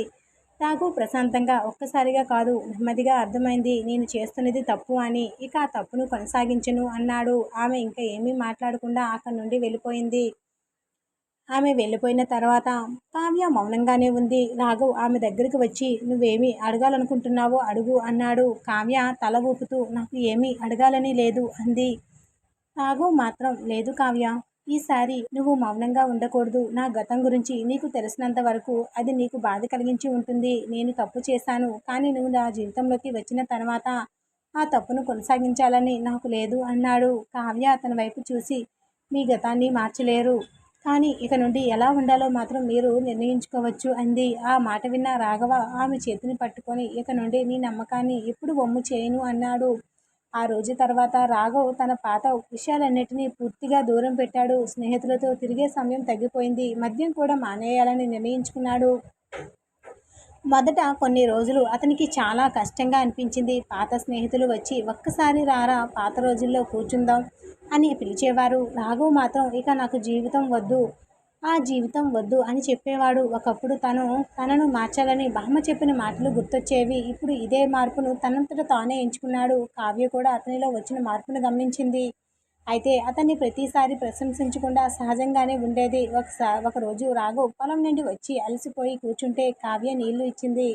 ఆ రోజు చాలా పని చేసినట్టున్నారు అంది. రాఘవ్ నవ్వుతూ ఇక నుండి పొలమే మన బలం, దాన్ని బాగు చేసుకుంటే మన జీవితం కూడా బాగుంటుంది అన్నాడు. కావ్య మన జీవితం అని అడిగింది. రాఘవ్ ఆమె వైపు చూసి అవును మన జీవితం అన్నాడు. ఆ రెండు మాటలు కావ్య మనసులో చాలాసేపు మారుమోగాయి. ఇంతలో కావ్య తన చదువులో మళ్ళీ పూర్తిగా నిమగ్నమయ్యింది. ఉదయం ఇంటి పనులు చూసుకుని మిగిలిన సమయం చదువుకునేది. రాఘవ్ తన పనుల్లో ఎంత బిజీగా ఉన్నా ఆమె చదువుకు ఇబ్బంది కలగకుండా చూసేవాడు. రాత్రి ఆమె చదువుకోవడానికి సరైన వెలుతురు లేకపోతే కొత్త దీపం తెచ్చేవాడు. పుస్తకాలు కావాలంటే మార్కెట్కి వెళ్ళి తీసుకొచ్చేవాడు. ఒకరోజు కావ్య పరీక్షకు సిద్ధమవుతుంది. చాలా ఒత్తిడిగా కూర్చుంటే రాఘవ ఆమెకు టీ తీసుకొచ్చి ఇంత టెన్షన్ ఎందుకు అడిగాడు. పరీక్ష బాగా రాయాలి కదా అంది కావ్య. నువ్వు ఎంత కష్టపడుతున్నావో నాకు తెలుసు, బాగా రాస్తావు అని ధైర్యం చెప్పాడు. కొంతకాలానికి పరీక్షలు పూర్తయ్యాయి. ఫలితాలు వచ్చే రోజు ఆమె చాలా ఆతృతగా ఉంది. ఫలితాలు చూసిన వెంటనే ఆనందంతో రాఘవ దగ్గరకు పరిగెత్తి నేను పాస్ అయ్యాను అని చెప్పింది. రాఘవ్ ముఖం మొత్తం సంతోషంతో నిండిపోయింది. నాకు తెలుసు అని చెప్పి ఆమెను అభినందించాడు. రాఘవ కావ్య నవ్వుతూ మీ వల్లే అంది. నా వల్ల ఎలా అని రాఘవ అడిగారు. మీరు చదువు ఆపమని చెప్పకుండా నా కలలను కొనసాగించమన్నారు కదా అంది. రాఘవ కాసేపు మౌనంగా ఉండి నీ కలను నెరవేర్చడం నీ పని, దానికి అడ్డుగా నిలవకుండా ఉండడం నా పని అన్నాడు. ఆ రోజు సాయంత్రం రాఘవ ఒక విషయం కావ్యకు చెప్పాడు. నువ్వు ఒకసారి నన్ను కూడా చదువుకోమన్నావు కదా, నేను ఆలోచించాను. నాకు సాధ్యమైనంత వరకు నా డిగ్రీ పూర్తి చేస్తాను అని అన్నాడు.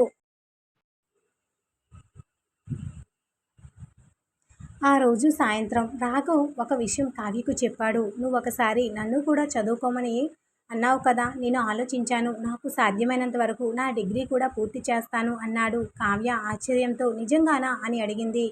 అవును, నువ్వు నీ కలల కోసం ప్రయత్నిస్తుంటే నేను నా జీవితాన్ని అక్కడే ఆపేసి ఎలా ఉంటాను అన్నాడు. కావ్య ఆనందంతో నవ్వి అయితే ఇద్దరం కలిసి చదువుకుందాం అంది. రాఘవ్ కూడా నవ్వుతూ సరే, కానీ నువ్వే నాకు చదువు చెప్పాలి అన్నాడు. ఆ మాటతో ఇద్దరి మధ్య ఉన్న సంబంధం మరొక మెట్టు ఎక్కింది. మొదట్లో సిటీ అమ్మాయి, పల్లెటూరి మరుటోడు, ఒకరికొకరు పూర్తిగా విరుద్ధంగా కనిపించిన ఈ ఇద్దరు ఇప్పుడు ఒకరి జీవితాన్ని మరొకరు అర్థం చేసుకునే స్థితికి వచ్చారు. కావ్య రాఘవలోని మంచితనాన్ని బయటికి తీసుకొచ్చింది. రాఘవ కావ్యకు కలలకు అండగా నిలిచాడు. ఇల్లు కూడా ఇప్పుడు పూర్తిగా మారిపోయింది.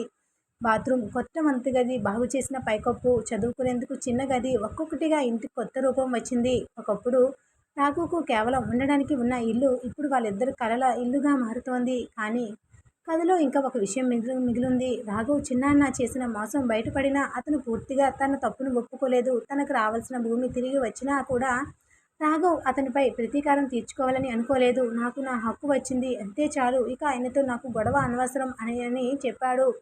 కావ్య అతని వైపు చూసి మీరు మారిపోయారు రాఘవ్ అంది. రాఘవ్ నవ్వుతూ నన్ను మార్చింది నువ్వే కావ్య అన్నాడు. ఆ మాటకు కావ్య తలదించుకుని నవ్వింది. వారి మధ్య ఉన్న ప్రేమను మాటల్లో చెప్పకపోయినా ఆ క్షణం ఇద్దరికీ అది స్పష్టంగా అర్థమైంది. కావ్య పరీక్షలు పూర్తయ్యాక కొన్ని రోజులు ఇంట్లోనే ఉండి విశ్రాంతి తీసుకుంది. రాఘవ్ మాత్రం తన వ్యవసాయ పనుల్లో బిజీగా ఉన్నాడు. కానీ ఇప్పుడు అతని రోజులు ఇంతకు ముందులా లేవు. ఉదయం లేచిన దగ్గర నుండి రాత్రి పడుకునే వరకు తనకు ఏం చేయాలో ఒక పద్ధతి ఏర్పడింది. పొలంలో పని, ఇంటి అవసరాలు, కావ్య చదువు, భవిష్యత్తు గురించి ఆలోచనలు అన్నీ తన జీవితంలో భాగమయ్యాయి.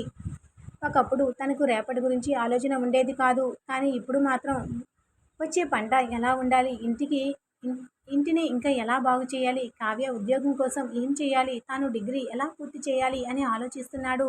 ఒకరోజు ఉదయం కావ్య ఇంటి ముందు మొక్కలకు నీళ్లు పోస్తుండగా రాఘవ పొలం నుండి వచ్చాడు. చేతిలో ఒక చిన్న సంచి ఉంది. ఏంటంది ఇది అని కావ్య అడిగింది. రాఘవ సంచిని ఆమె చేతిలో పెట్టి తెరిచి చూడు అన్నాడు. అందులో ఆమెకు నచ్చిన చీర ఉంది. కావ్య ఆశ్చర్యంగా నా కోసమా అని అడిగింది. అవును, మార్కెట్కి వెళ్ళినప్పుడు కనిపించింది, నీకు నచ్చుతుందని అనిపించింది అన్నాడు. కావ్య చీరను చూసి చిన్నగా నవ్వింది. మీకు ఇప్పుడు ఇవన్నీ గుర్తొస్తున్నాయా అని అడిగింది. రాఘవ నవ్వుతూ నువ్వు నా జీవితంలోకి వచ్చిన తర్వాత నాకు చాలా విషయాలు గుర్తున్నాయి అన్నాడు. ఆ మాటతో కావ్యకు తెలియకుండానే ముఖంలో చిరునవ్వు వచ్చింది.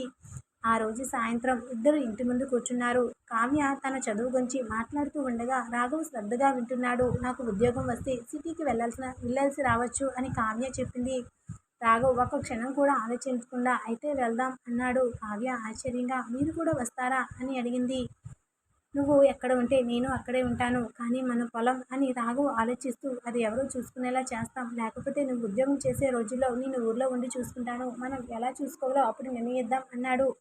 కావ్య అతని వైపు చూసి మీరు నిజంగా నా ఉద్యోగాన్ని అంగీకరిస్తున్నారా అని అడిగింది. నువ్వు నా కలలను గౌరవిస్తున్నప్పుడు నేను నీ కలలను ఎందుకు గౌరవించను అన్నాడు. ఆ మాట కావ్య మనసును పూర్తిగా తాకింది. పెళ్లికి ముందు తాను భయపడింది ఇదే. తన చదువు ఆగిపోతుందేమో, తన కలలు ముగిసిపోతాయేమో అని. కానీ ఇప్పుడు తన భర్తే తన కలలను ముందుకు తీసుకుని వెళ్తున్నాడు. మొదట్లో తనకు పల్లెటూరి జీవితం శిక్షలా అనిపించింది. ఇప్పుడు అదే ఇల్లు తనకు ప్రశాంతంగా అనిపిస్తుంది. రాఘవ్ మరుటుగా మాట్లాడినా తన మనసులో మాత్రం తనకు ఎంతగా గౌరవిస్తున్నాడో ఆమెకు అర్థమైంది. కొన్ని రోజుల తర్వాత రాఘవ్ డిగ్రీ పూర్తి చేయడానికి సంబంధించిన వివరాలు తెలుసుకోవడానికి పట్టణానికి వెళ్ళాడు. తిరిగి వచ్చి కావ్యకు చెప్పాడు. నేను మళ్ళీ చదవడానికి అవకాశం ఉంది. పరీక్షలు రాసి డిగ్రీ పూర్తి చేయొచ్చు. కావ్య ఆనందంతో నేను చెప్పాను కదా అని అంది. రాఘవ నవ్వుతూ అవును, నువ్వు చెప్పింది వినడం మొదలుపెట్టినప్పటి నుండి నా జీవితం బాగుపడుతోంది అన్నాడు. కావ్య సరదాగా అంటే ఇంతకుముందు నా మాట వినకుండా తప్పు చేశారన్నమాట అంది. రాఘవ్ అది ఒప్పుకుంటున్నాను అని నవ్వాడు. ఇంతలో రాఘవ చిన్నాన్న ఒకరోజు అతని ఇంటికి వచ్చాడు. అతని ముఖంలో ఇంతకు ముందు ఉన్న దర్పం లేదు. కొద్దిసేపు గుమ్మం దగ్గర నిలబడి రాఘవ అని పిలిచాడు. రాఘవ బయటకు వచ్చి చూసి చిన్నాన్న లోపలికి రండి అన్నాడు. చిన్నాన్న కాసేపు అతని వైపు చూసి నిన్ను చిన్నప్పుడు మోసం చేశాను. నీకు రావాల్సిన భూమిని నా దగ్గర ఉంచుకున్నాను. ఆ తప్పే, నువ్వు నన్ను క్షమించాలి అన్నాడు. రాఘవ్ ఏమీ మాట్లాడలేదు. అతని కళ్ళల్లో పాత బాధ కనిపించింది. కావ్య కూడా అక్కడే ఉంది. రాఘవ చివరికి సంబంధించినది నాకు జరిగినది మర్చిపోలేను. కానీ ఇక మీదట కోపం పెట్టుకొని నా జీవితం పాడు చేసుకోవాలని అనుకోవటం లేదు. మీ దారి మీరు చూసుకోండి, నా దారి నేను చూసుకుంటాను అన్నాడు. చిన్నాన్న తలదించుకుని అక్కడి నుండి వెళ్ళిపోయాడు. ఆ రోజు రాత్రి కావ్య రాఘవ్ను చూసి మీరు అతన్ని క్షమించారా అని అడిగింది. రాఘవ్ క్షమించానో లేదో నాకు తెలియదు. కానీ అతని మీద కోపం పెట్టుకొని నేను మళ్ళీ నాతో రాఘవ్గా మారకూడదు. నాకు ఇప్పుడు నువ్వున్నావు, మన జీవితం ఉంది, నాకు అది చాలు అన్నాడు.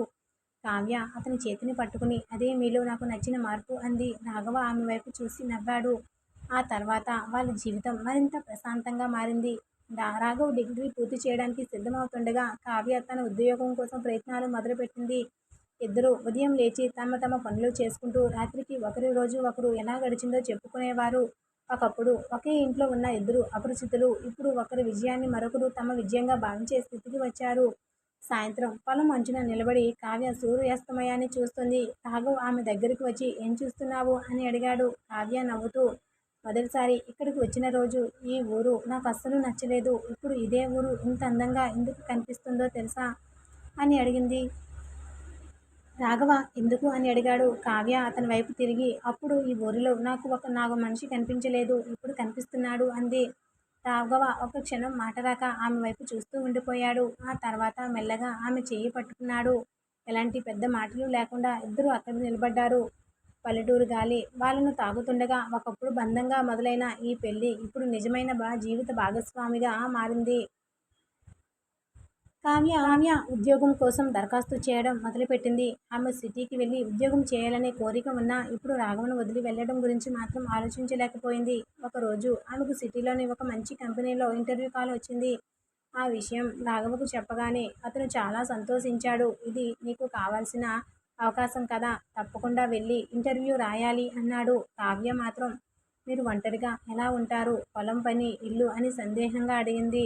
రాఘవ నవ్వుతూ నాకు నా భార్యవే, కానీ నా జీవితానికి జైలు కాదు. నీకు కావాల్సింది సాధించాలి, నువ్వు సంతోషంగా ఉంటే నాకు సంతోషం అన్నాడు. ఇంటర్వ్యూ రోజు కావ్య ఉదయాన్నే బయలుదేరింది. ఆమెను బస్సు ఎక్కించడానికి రాఘవ కూడా వెళ్ళాడు. బస్సు కదిలే వరకు అక్కడే నిలబడి ఉన్నాడు. బస్సు వెళ్ళిపోయిన తర్వాత ఖాళీ రోడ్డు వైపు చూస్తూ నా భార్య తన కాళ్ళ మీద నిలబడుతోంది అని తనలో తాను నవ్వుకున్నాడు. అదే సమయంలో తన డిగ్రీ పూర్తి చేయడానికి చదవాల్సిన పుస్తకాలు కూడా తీసుకొచ్చాడు. ఇంటికి తిరిగి వచ్చి పుస్తకం తెరిచాడు. కొద్దిసేపు చదివి విసుగ్గా మూసేశాడు. కావ్య ఇది ఎలా చదువుతుందో అని అనుకుని మళ్ళీ పుస్తకం తెరిచాడు. చదువు అంత సులభం కాదని మొదటిసారి అతనికి అర్థమైంది. కావ్య ఇంటర్వ్యూ బాగా చేసింది. కొద్ది రోజుల తర్వాత ఆమెకు ఉద్యోగం వచ్చినట్టు ఫోన్ వచ్చింది. ఆ వార్త విన్న వెంటనే మొదట రాఘవ్‌కే చెప్పింది. నాకు ఉద్యోగం వచ్చింది అని ఆనందంగా చెప్పగానే రాఘవ్ ముఖం వెలిగిపోయింది. నాకు తెలుసు నువ్వు తప్పకుండా సాధిస్తావు. ముందే చెప్పాను కదా! అన్నాడు. కావ్య మాత్రం ఇది నీ వల్లే అంది. రాఘవ్ వెంటనే కాదు నువ్వు కష్టపడ్డావు. నేను నీకు అండగా నిలవడం అంతే అన్నాడు. కావ్య నవ్వుతూ అదే నాకు పెద్ద సహాయం అంది. ఉద్యోగం సిటీలో కావడంతో వారానికి కొన్ని రోజులు సిటీలో ఉండాల్సిన పరిస్థితి వచ్చింది. కావ్యకు మళ్ళీ మొదట్లో భయం వేసింది. మనిద్దరం వేరువేరుగా ఉంటే ఎలా అని అడిగింది. రాఘవ్ మాత్రం అవసరమైతే నేను కూడా సిటీలో ఉండి వస్తాను. కానీ పొలం పూర్తిగా వదిలేయలేను. మనకు అది కూడా అవసరం. మనం రెండు చోట్ల జీవితాన్ని సర్దుకుందాం అన్నాడు. చివరికి కొంతకాలం కావ్య ఉద్యోగం దగ్గర ఉండి వారాంతరాల్లో ఊరికి రావాలని నిర్ణయించుకున్నారు. రాఘవ్ కూడా తన పొలాన్ని చూసుకుంటూ వీలైనప్పుడల్లా సిటీలో ఆమెను కలవాలని నిర్ణయించుకున్నాడు. కావ్య మొదటి రోజు ఉద్యోగానికి వెళ్లే ముందు రాఘవ్ ఆమెకు ఒక చిన్న బ్యాగ్ ఇచ్చాడు. ఇదేం అని అడిగితే నీకు అవసరమైనవి ఉన్నాయి తీసుకెళ్లి చూడు అన్నాడు. లోపల ఆమెకు ఇష్టమైన కొన్ని పుస్తకాలు, ఒక పెన్, ఒక చిన్న నోట్బుక్ ఉన్నాయి. చివరిలో చిన్న కాగితం కూడా ఉంది. అందులో రాఘవ తనకు తెలిసినంతలో వ్రాసిన ఒకే ఒక వాక్యం నీ కలను నువ్వు నెరవేర్చు. నీ పక్కన నేను ఉంటాను. ఆ వాక్యం చూసిన కావ్య కళ్ళల్లో నీళ్లు తిరిగాయి. రాఘవ వైపు చూసి మీరు నిజంగా చాలా మారిపోయారు అంది. రాఘవ నవ్వుతూ నువ్వు నా జీవితంలోకి వచ్చిన తర్వాత మారాల్సిందే కదా అన్నాడు.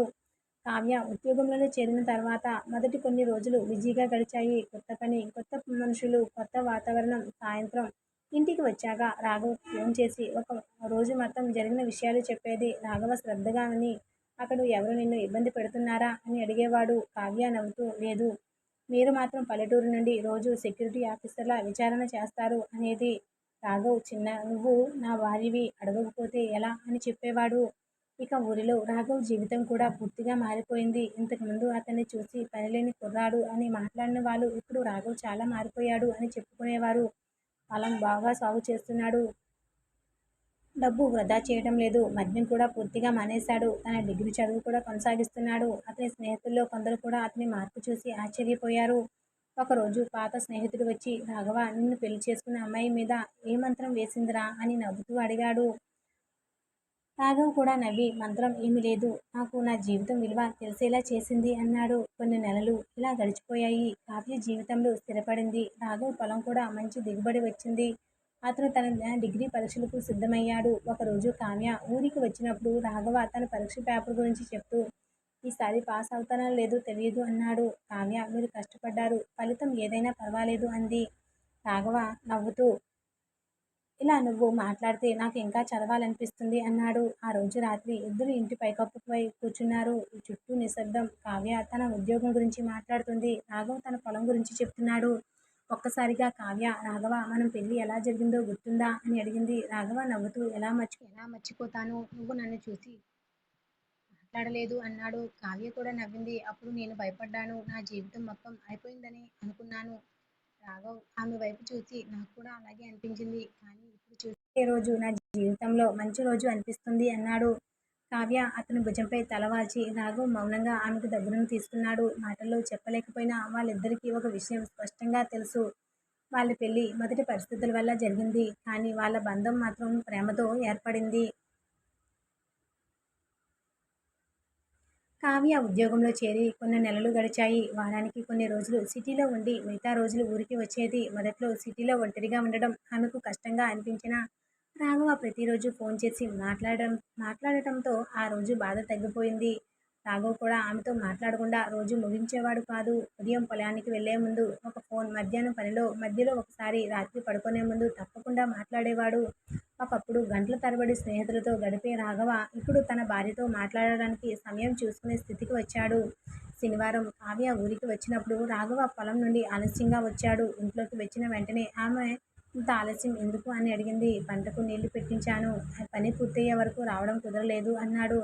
కావ్య కొంచెం అలకగా నాకు ఫోన్ కూడా చేయలేదు అంది. రాఘవ్ ఆమె ముఖం చూసి నవ్వుతూ అయ్యో నా మీద అలిగావా అన్నాడు. లేదు అని కావ్య మొహం తిప్పుకుంది. రాఘవ్ ఆమె దగ్గరకు కూర్చొని సరే ఇక మీదట ఆలస్యమైతే ముందే చెప్తాను అన్నాడు. కావ్య ఏమీ మాట్లాడకపోయినా ముఖంలో చిరునవ్వు వచ్చింది. రాఘవ్ ఆ చిన్న అలకను చూసి మురిసిపోయాడు. మరుసటి రోజు ఉదయం రాఘవ్ కావ్యను పొలానికి తీసుకెళ్లాడు. ఇంతకాలం నేను ఒక్కడనే ఈ పొలాన్ని చూసుకున్నాను. ఇప్పుడు నువ్వు చూడాలి అన్నాడు. కావ్య నవ్వుతూ నాకు వ్యవసాయం గురించి ఏమీ తెలియదు అంది. తెలియకపోతే నేర్చుకో అని రాఘవ అన్నాడు. ఇద్దరు పొలంలో నడుస్తూ మాట్లాడుకుంటున్నారు. కావ్య పంటను చూసి మీరు ఇంత కష్టపడతారని నేను మొదట ఊహించలేదు అంది. రాఘవ్ నాకు ఇంకొక దారి లేదు. ఈ భూమి నా జీవితం అన్నాడు. కావ్య వెంటనే ఇప్పుడు నేను కూడా ఉన్నాను కదా అంది. రాఘవ్ ఆమె వైపు చూసి చిన్నగా నవ్వాడు. ఇక రాఘవ డిగ్రీ ఫలితాలు కూడా వచ్చాయి. అతను పాస్ అయ్యాడు. ఆ ఫలితాన్ని చూసిన వెంటనే కావ్యకు ఫోన్ చేశాడు. కావ్య నేను పాస్ అయ్యాను అని చిన్నపిల్లాడిలా ఆనందంగా చెప్పాడు. కావ్య నవ్వుతూ నాకు ముందే తెలుసు మీరు చేయగలరని అంది. రాఘవ్ నువ్వు చెప్పకపోతే నేను మళ్ళీ చదివేవాడిని కాదు అన్నాడు. కావ్య మాత్రం మనిద్దరం కలిసి గెలిచినట్టే అంది. రాఘవ ఆమె మాటలు విని చాలా సంతోషించాడు. రాఘవ జీవితంలో మొదటిసారి చదువుతో వచ్చిన విజయాన్ని ఆస్వాదించాడు. మోహన్ గారు కూడా రాఘవలో వచ్చిన మార్పును చూసి చాలా సంతోషించారు. ఒకరోజు ఊరికి వచ్చి రాఘవతో పొలానికి వెళ్ళారు. నీ తండ్రి ఉంటే నిన్ను చూసి చాలా గర్వపడేవారు అన్నాడు. రాఘవ మౌనంగా ఉన్నాడు. మోహన్ గారు అతని భుజం మీద చెయ్యి వేసి నువ్వు ఒకప్పుడు నీ జీవితం నాశనం చేసుకుంటున్నావని నేను భయపడ్డాను. కానీ కావ్య నీ జీవితంలోకి వచ్చిన తర్వాత నువ్వు మారిపోయావు అన్నారు. రాఘవ నవ్వుతూ ఆమె నా జీవితంలోకి రాకపోయి ఉంటే నేను ఇంకా అదే రాఘవగా ఉండేవాడిని అన్నాడు. కావ్య కొంచెం దూరంలో నిలబడి ఆ మాటలు విని సంతోషించింది. ఆ రోజు మోహన్ గారు కావ్యతో కూడా ఒంటరిగా మాట్లాడాడు. నీకు ఇక్కడ ఏమైనా ఇబ్బందిగా ఉందా అని అడిగారు. కావ్య నవ్వుతూ మొదట చాలా ఇబ్బంది అనిపించింది నాన్న. ఇప్పుడు మాత్రం ఇల్లు వదిలి వెళ్ళాలనిపించటం లేదు అంది. మోహన్ గారు నవ్వి అంటే రాఘవ నిన్ను బాగా చూసుకుంటున్నాడన్నమాట అన్నారు. కావ్య తలదించుకుని చాలా బాగా చూసుకుంటున్నారు అంది. తండ్రిగా మోహన్ గారికి ఆ మాట వినడం కంటే ఇంకేం కావాలి. అయితే ఒకరోజు కావ్యకు సిటీలో మంచి జీతంతో మరొక ఉద్యోగ అవకాశం వచ్చింది. అది ఆమెకు చాలా పెద్ద అవకాశం. కానీ ఉద్యోగం కోసం పూర్తిగా సిటీలోనే ఉండాలి. ఈ విషయం రాఘవకు చెప్పడానికి కావ్య కొంచెం భయపడింది. ఇది తీసుకుంటే మనం ఎక్కడ సిటీలో ఉండాలి, మీ పొలం ఇల్లు అని చెప్పింది. రాఘవ్ మాత్రం ఒక క్షణం కూడా ఆలోచించకుండా నీకు నచ్చిన పని అయితే తీసుకో అన్నాడు. మరి మీరు అని అడిగితే నేను నా పొలాన్ని చూసుకుంటాను. అవసరమైతే నేనే సిటీలో పని చేసుకుంటాను. మన జీవితం కోసం మనం మారాలి అన్నాడు. కావ్య కళ్ళల్లో ఆనందంతో పాటు కన్నీళ్లు కూడా వచ్చాయి. నన్ను ఎంతగా అర్థం చేసుకుంటారని నేను ఎప్పుడూ అనుకోలేదు అంది. రాఘవ నవ్వుతూ నువ్వు నన్ను అర్థం చేసుకున్నప్పుడు నేను కూడా నిన్ను అర్థం చేసుకోవాలి కదా అన్నాడు. కావ్య అతని చేతిని పట్టుకుంది. నాకు మీరు భర్తగా మాత్రమే కాదు నా బెస్ట్ ఫ్రెండ్లా మారిపోయారు అంది. రాఘవ ఆమె చేతిని బిగించి పట్టుకుని నువ్వు నా భార్యగా వచ్చినా నా జీవితాన్ని సరిచేసిన మనిషివి అన్నాడు. ఆ రాత్రి వాళ్ళిద్దరూ ఇంటి ముందు కూర్చొని తన భవిష్యత్తు గురించి మాట్లాడుకుంటున్నారు. సిటీ పల్లెటూరు ఏది ఎంచుకోవాలనే విషయం కంటే ఇద్దరూ కలిసి ఉండడమే ముఖ్యమని నిర్ణయించుకున్నారు. రాఘవ తన పొలాన్ని పూర్తిగా వదలడు. కావ్య తన ఉద్యోగాన్ని కూడా వదలదు. ఇద్దరి కలలను కలిపి కొత్త జీవితాన్ని నిర్మించుకోవాలని నిర్ణయించుకున్నారు. అయితే ఆ రాత్రి కావ్య ఒక మాట చెప్పింది. రాఘవ మన ఇంటి ఇంకా ఒక పేరు పెట్టాలి. రాఘవ నవ్వుతూ ఏం పేరు అని అడిగాడు. కావ్య చుట్టూ చూసి ఇది ముందు మీ బామ్మ ఇల్లు, ఇప్పుడు మన ఇల్లు కాబట్టి సుబ్బమ్మ నిలయం ఎలా ఉంది అంది. రాఘవ కళ్ళల్లో ఒక్కసారిగా తడి వచ్చింది. అమ్మమ్మ గుర్తు చేసుకున్నాడు. అదే పెట్టేద్దాం అన్నాడు. ఆ చిన్న ఇంటి ముందు గుమ్మం మీద మరుసటి రోజు నుండి ఒక కొత్త బోర్డు వేలాడుతుంది. సుబ్బమ్మ నిలయం. ఆ పేరు కేవలం ఆ ఇంటికి పెట్టిన పేరు కాదు. ఆ అమ్మమ్మ ప్రేమతో పెంచిన మనవడు, తన జీవితాన్ని మార్చిన భార్య, వాళ్ళు కలిసి కట్టుకున్న కొత్త జీవితానికి గుర్తుగా నిలిచిపోయింది.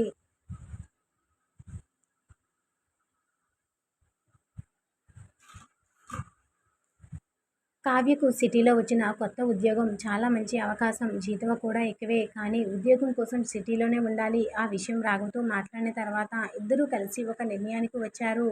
కావ్య సిటీలో ఉద్యోగం చేస్తూ రాఘవ మాత్రం కొంతకాలం ఊరిలో ఉండి పొలం చూసుకుంటాడు. వారాంతరాల్లో ఇద్దరూ తప్పకుండా కలుసుకోవాలని నిర్ణయించుకున్నారు. అయితే ఈ నిర్ణయం తీసుకున్న తర్వాత కావ్యకు ఒక విషయం అర్థమైంది. ఇంతకాలం రాఘవ్ తన పక్కనే ఉండేవాడు. ఇప్పుడు అతనికి దూరంగా ఉండాల్సి వస్తే తనకి ఎంత కష్టమో. ఉద్యోగంలో చేరే రోజు దగ్గర పడుతుండగా కావ్య ఇంట్లో తన వస్తువులు సర్దుకుంటోంది. రాఘవ్ మాత్రం బయట నిశ్శబ్దంగా కూర్చున్నాడు. కావ్య అతని దగ్గరకు వచ్చి ఏమైంది అని అడిగింది. ఏమీ లేదు అన్నాడు. మరి ఎందుకు అలా కూర్చున్నావు అని అడిగితే నువ్వు వెళ్ళిపోతున్నావు కదా అందుకే అన్నాడు. కావ్య చిరునవ్వుతో నేను ఎక్కడికి శాశ్వతంగా వెళ్ళటం లేదు, ఉద్యోగం కోసం మాత్రమే కదా అంది.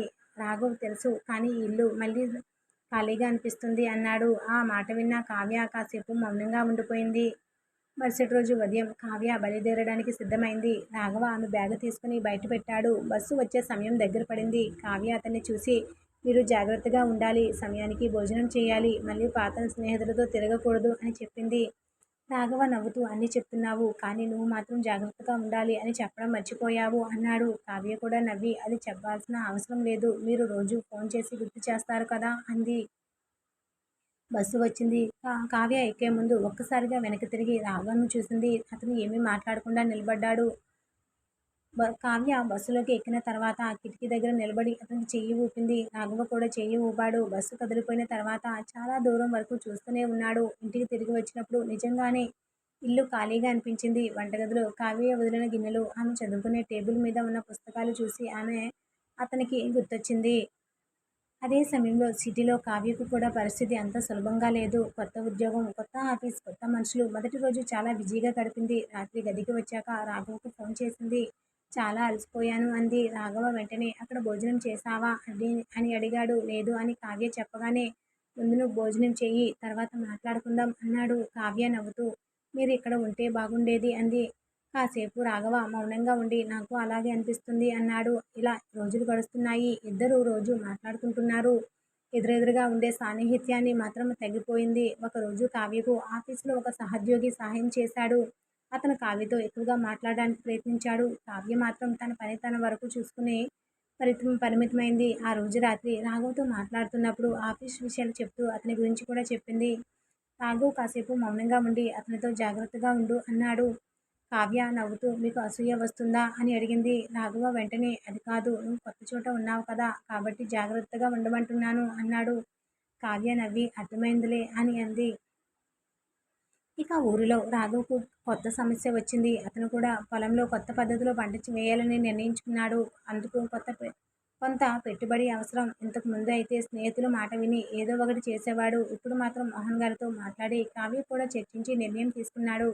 కావ్య మీద ఉండే నమ్మకం ఉంటే చేయండి, కానీ మొత్తం డబ్బు ఒకసారి పెట్టకండి అని సలహా ఇచ్చింది. రాఘవ్ కూడా మాట విని కొంత భూమిలో మాత్రమే కొత్త పంట వేయాలని నిర్ణయించాడు. కొన్ని వారాల తర్వాత ఆ పంట బాగా పెరిగింది. రాఘవ్‌కు ఆశ కలిగింది. తన కష్టానికి మొదటిసారి మంచి ఫలితం కనిపించింది. కావ్య ఊరికి వచ్చిన రోజు ఆమెను నేరుగా పొలానికి తీసుకెళ్ళాడు. పచ్చిగా పెరిగిన పంటను చూపిస్తూ, చూడు మన కొత్త పంట అన్నాడు. కావ్య ఆనందంగా, చాలా బాగుంది అంది. రాఘవ ఆమె వైపు చూసి, నువ్వు లేకపోతే నేను ఇంత ఆలోచించి పని చేసేవాడిని కాదు అన్నాడు. కావ్య కాస్త నవ్వుతూ, ఇప్పుడు మీకు నేనేమిటో చెప్పగలరా అని అడిగింది. రాఘవ్ కాసేపు ఆలోచించి, నా భార్య, నా స్నేహితురాలు, నా అదృష్టం అన్నాడు. కావ్య ఆ మాట విని తలదించుకుని నవ్వుకుంది. రాఘవ్ మాత్రం ఆమె చేతిని పట్టుకుని పొలం మధ్యలో నడిచాడు. ఒకప్పుడు తనకు తోడుగా ఎవ్వరూ లేరని అనుకున్న అతని జీవితంలో ఇప్పుడు తన కలలను అర్థం చేసుకునే భార్య ఉంది. ఒకప్పుడు పల్లెటూరు జీవితం తన శిక్షలా అనిపించిన కావ్యకు ఇప్పుడు అదే పొలం, అదే ఇల్లు, అదే మనిషి తన జీవితంలో భాగమయ్యారు. ఆ రాత్రి ఇద్దరు ఇంటి ముందు కూర్చొని మాట్లాడుకుంటూ ఉండగా కావ్య ఒక్కసారిగా, రాఘవ, మనం సిటీలో ఒక చిన్న ఇల్లు కొనుక్కుందామా అని అడిగింది. రాఘవ ఆమె వైపు చూసి, ఎందుకు అన్నాడు. నా ఉద్యోగం కోసం, మీకు కూడా సిటీలో ఉన్నప్పుడు ఉండడానికి. మన ఊరి ఇల్లు మనదే, కానీ సిటీలో కూడా మనకంటూ ఒక ఇల్లు ఉంటే బాగుంటుంది అంది. రాఘవ కాసేపు ఆలోచించాడు. సరే, కానీ అప్పు చేసి పెద్ద ఇల్లు కొనను. నాకు చేతనైనంతలో చిన్నదైనా మన సొంతం ఇల్లు కావాలి అన్నాడు. కావ్య ఆనందంగా తల ఊపింది. ఇద్దరూ తమ భవిష్యత్తులో మరో కొత్త కలను జోడించారు. అయితే కల నిజం చేయడానికి రాఘవ ఒక పెద్ద నిర్ణయం తీసుకోవాల్సి వచ్చింది. తన పొలంలో వచ్చిన లాభాన్ని ఎలా ఉపయోగించాలి? సిటీలో ఇల్లు కొనాలా, లేక వ్యవసాయాన్ని మరింత విస్తరించాలా? తన ముందున్న రెండు దారుల్లో ఏదో ఒకటి ఎంచుకోవాల్సి వచ్చిన సమయం అయితే వచ్చింది. రాఘవ ముందున్న రెండు దారుల్లో ఏదో ఎంచుకోవాలో కొన్ని రోజులు ఆలోచించాడు. ఒకవైపు సిటీలో చిన్న ఇల్లు కొనాలనే కావ్య కోరిక, మరొక వైపు తన పొలాన్ని మరింత అభివృద్ధి చేయాలి, వ్యవసాయాన్ని స్థిరమైన ఆదాయంగా మార్చాలని తన ఆలోచన. చివరికి తొందరగా నిర్ణయం తీసుకోకుండా మోహన్ గారితో మాట్లాడాడు. ఇప్పుడే డబ్బు మొత్తం పెట్టి ఇల్లు కొనకండి, ముందుగా వ్యవసాయాన్ని బలంగా చేసుకో, ఆదాయం స్థిరంగా వచ్చిన తర్వాత సిటీలో ఇల్లు కొనడం మంచిది అని మోహన్ గారు సలహా ఇచ్చారు. రాఘవ్ కూడా అదే నిర్ణయానికి వచ్చాడు. కావ్యకు ఆ విషయం చెప్పినప్పుడు ఆమె నిరాశపడలేదు. మీరు అనుకున్నదే చేయండి, మన సొంత ఇల్లు కొంచెం ఆలస్యమైనా పర్వాలేదు, ముందుగా మనకు వచ్చే ఆదాయం బాగుండాలి అంది. రాఘవ ఆమె వైపు చూస్తూ, నువ్వు ఏదైనా అడిగితే వెంటనే ఇవ్వలేకపోతే నాకు బాధగా ఉంటుంది అన్నాడు. కావ్య నవ్వుతూ, నాకు ఇల్లు కంటే మీరు కావాలి, మిగతావన్నీ మనం కలిసి సంపాదించుకోవచ్చు అంది. ఆ మాట విన్న రాఘవ కాసేపు ఏమీ మాట్లాడలేకపోయాడు. తర్వాత రాఘవ పొలంలో మరిన్ని మార్పులు చేయడం మొదలుపెట్టాడు. పంట అమ్మకంలో మధ్యవర్తుల మీద పూర్తిగా ఆధారపడకుండా మార్కెట్ ధరలు తెలుసుకుని సరైన సమయంలో అమ్మాలని నిర్ణయించాడు. నీటి సమస్య లేకుండా చిన్న మోటారు పెట్టించాడు. పొలానికి వెళ్లే దారిని కూడా బాగు చేయించాడు. తన దగ్గరున్న భూమిని ఇంతకుముందు కేవలం జీవించడానికి ఉపయోగించేవాడు. ఇప్పుడు అదే భూమిని భవిష్యత్తుగా మార్చుకోవాలని అనుకున్నాడు. ఒకరోజు రాఘవ్ పాత స్నేహితుడు శేఖర్ వచ్చాడు. రాఘవ, మళ్ళీ మనతో తిరగడం మొదలుపెట్టు. రోజంతా పొలం, ఇల్లు, భార్య అంటూ బతికేస్తున్నావు అని నవ్వుతూ అన్నాడు. రాఘవ్ కూడా నవ్వి, అదే ఇప్పుడు నాకు నచ్చిన జీవితం అన్నాడు. శేఖర్ ఆశ్చర్యంగా, పెళ్లికి ముందు నువ్వు ఇలా ఉంటావని ఎవరైనా చెప్పినా నిన్ను నమ్మేవాడిని కాదు అన్నాడు. రాఘవ మాత్రం ప్రశాంతంగా, నాకు కూడా నమ్మకం ఉండేది కాదు అన్నాడు. అంతలో శేఖర్ పాత విషయాన్ని గుర్తు చేస్తూ, నువ్వు ఇంతకుముందు ఎక్కడికెళ్ళినా ఎవరితో తిరిగినా నీకు పట్టేది కాదు. ఇప్పుడు మాత్రం చాలా జాగ్రత్తగా ఉంటున్నావు అన్నాడు.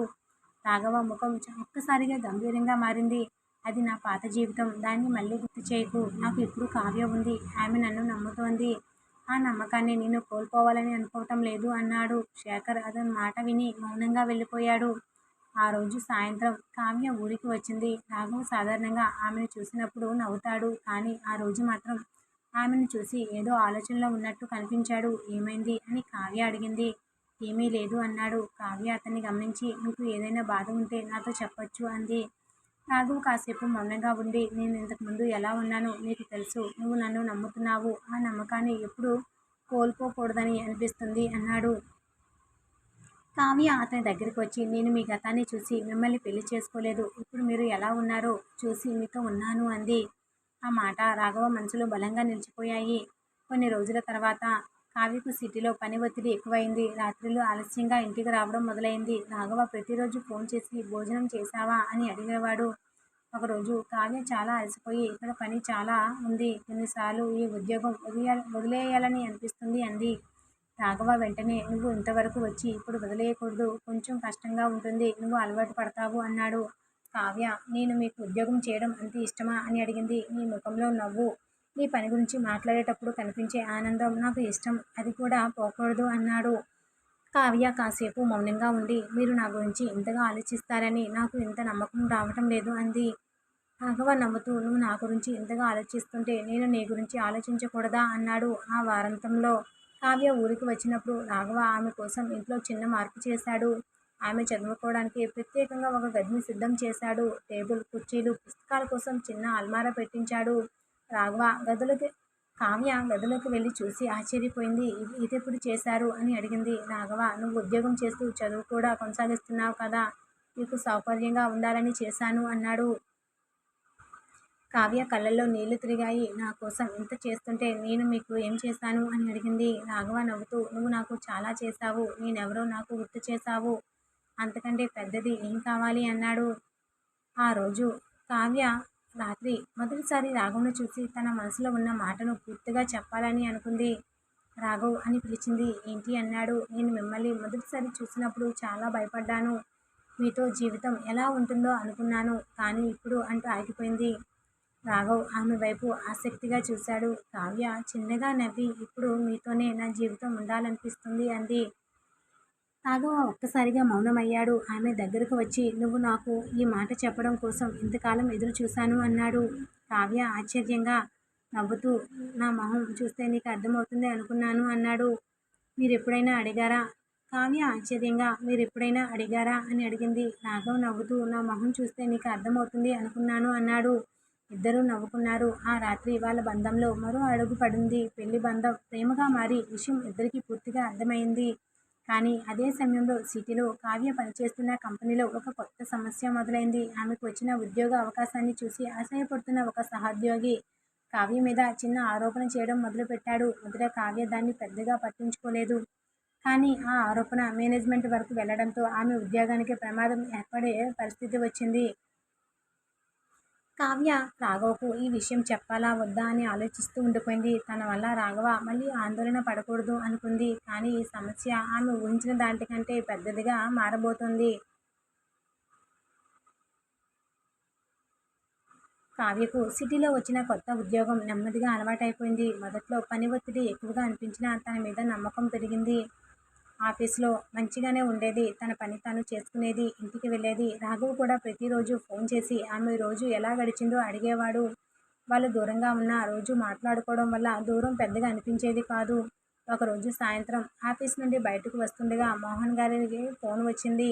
కావ్య, ఈ వారం ఊరికి వస్తున్నావా అడిగారు.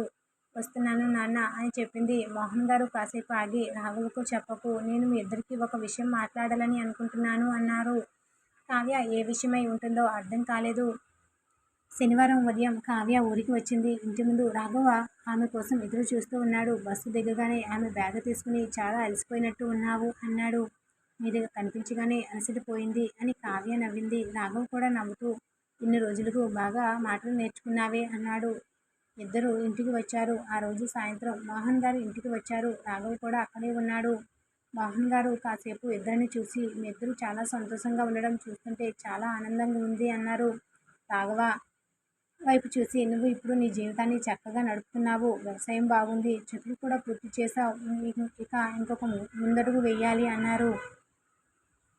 రాఘవ అర్థం కాక, ఏంటి మోహన్ గారు అని అడిగాడు. మోహన్ గారు, నీ వ్యవసాయాన్ని కొంచెం పెద్ద స్థాయిలో చేయాలి. నీకున్న భూమి మాత్రమే కాదు, చుట్టుపక్కల రైతులు కలిసి పంటకు నేరుగా మార్కెట్కు అమ్మేలా ఒక చిన్న వ్యవస్థ పెట్టుకో. నువ్వు కష్టపడుతున్నావు, నీకు ఆ సామర్థ్యం ఉంది అన్నారు.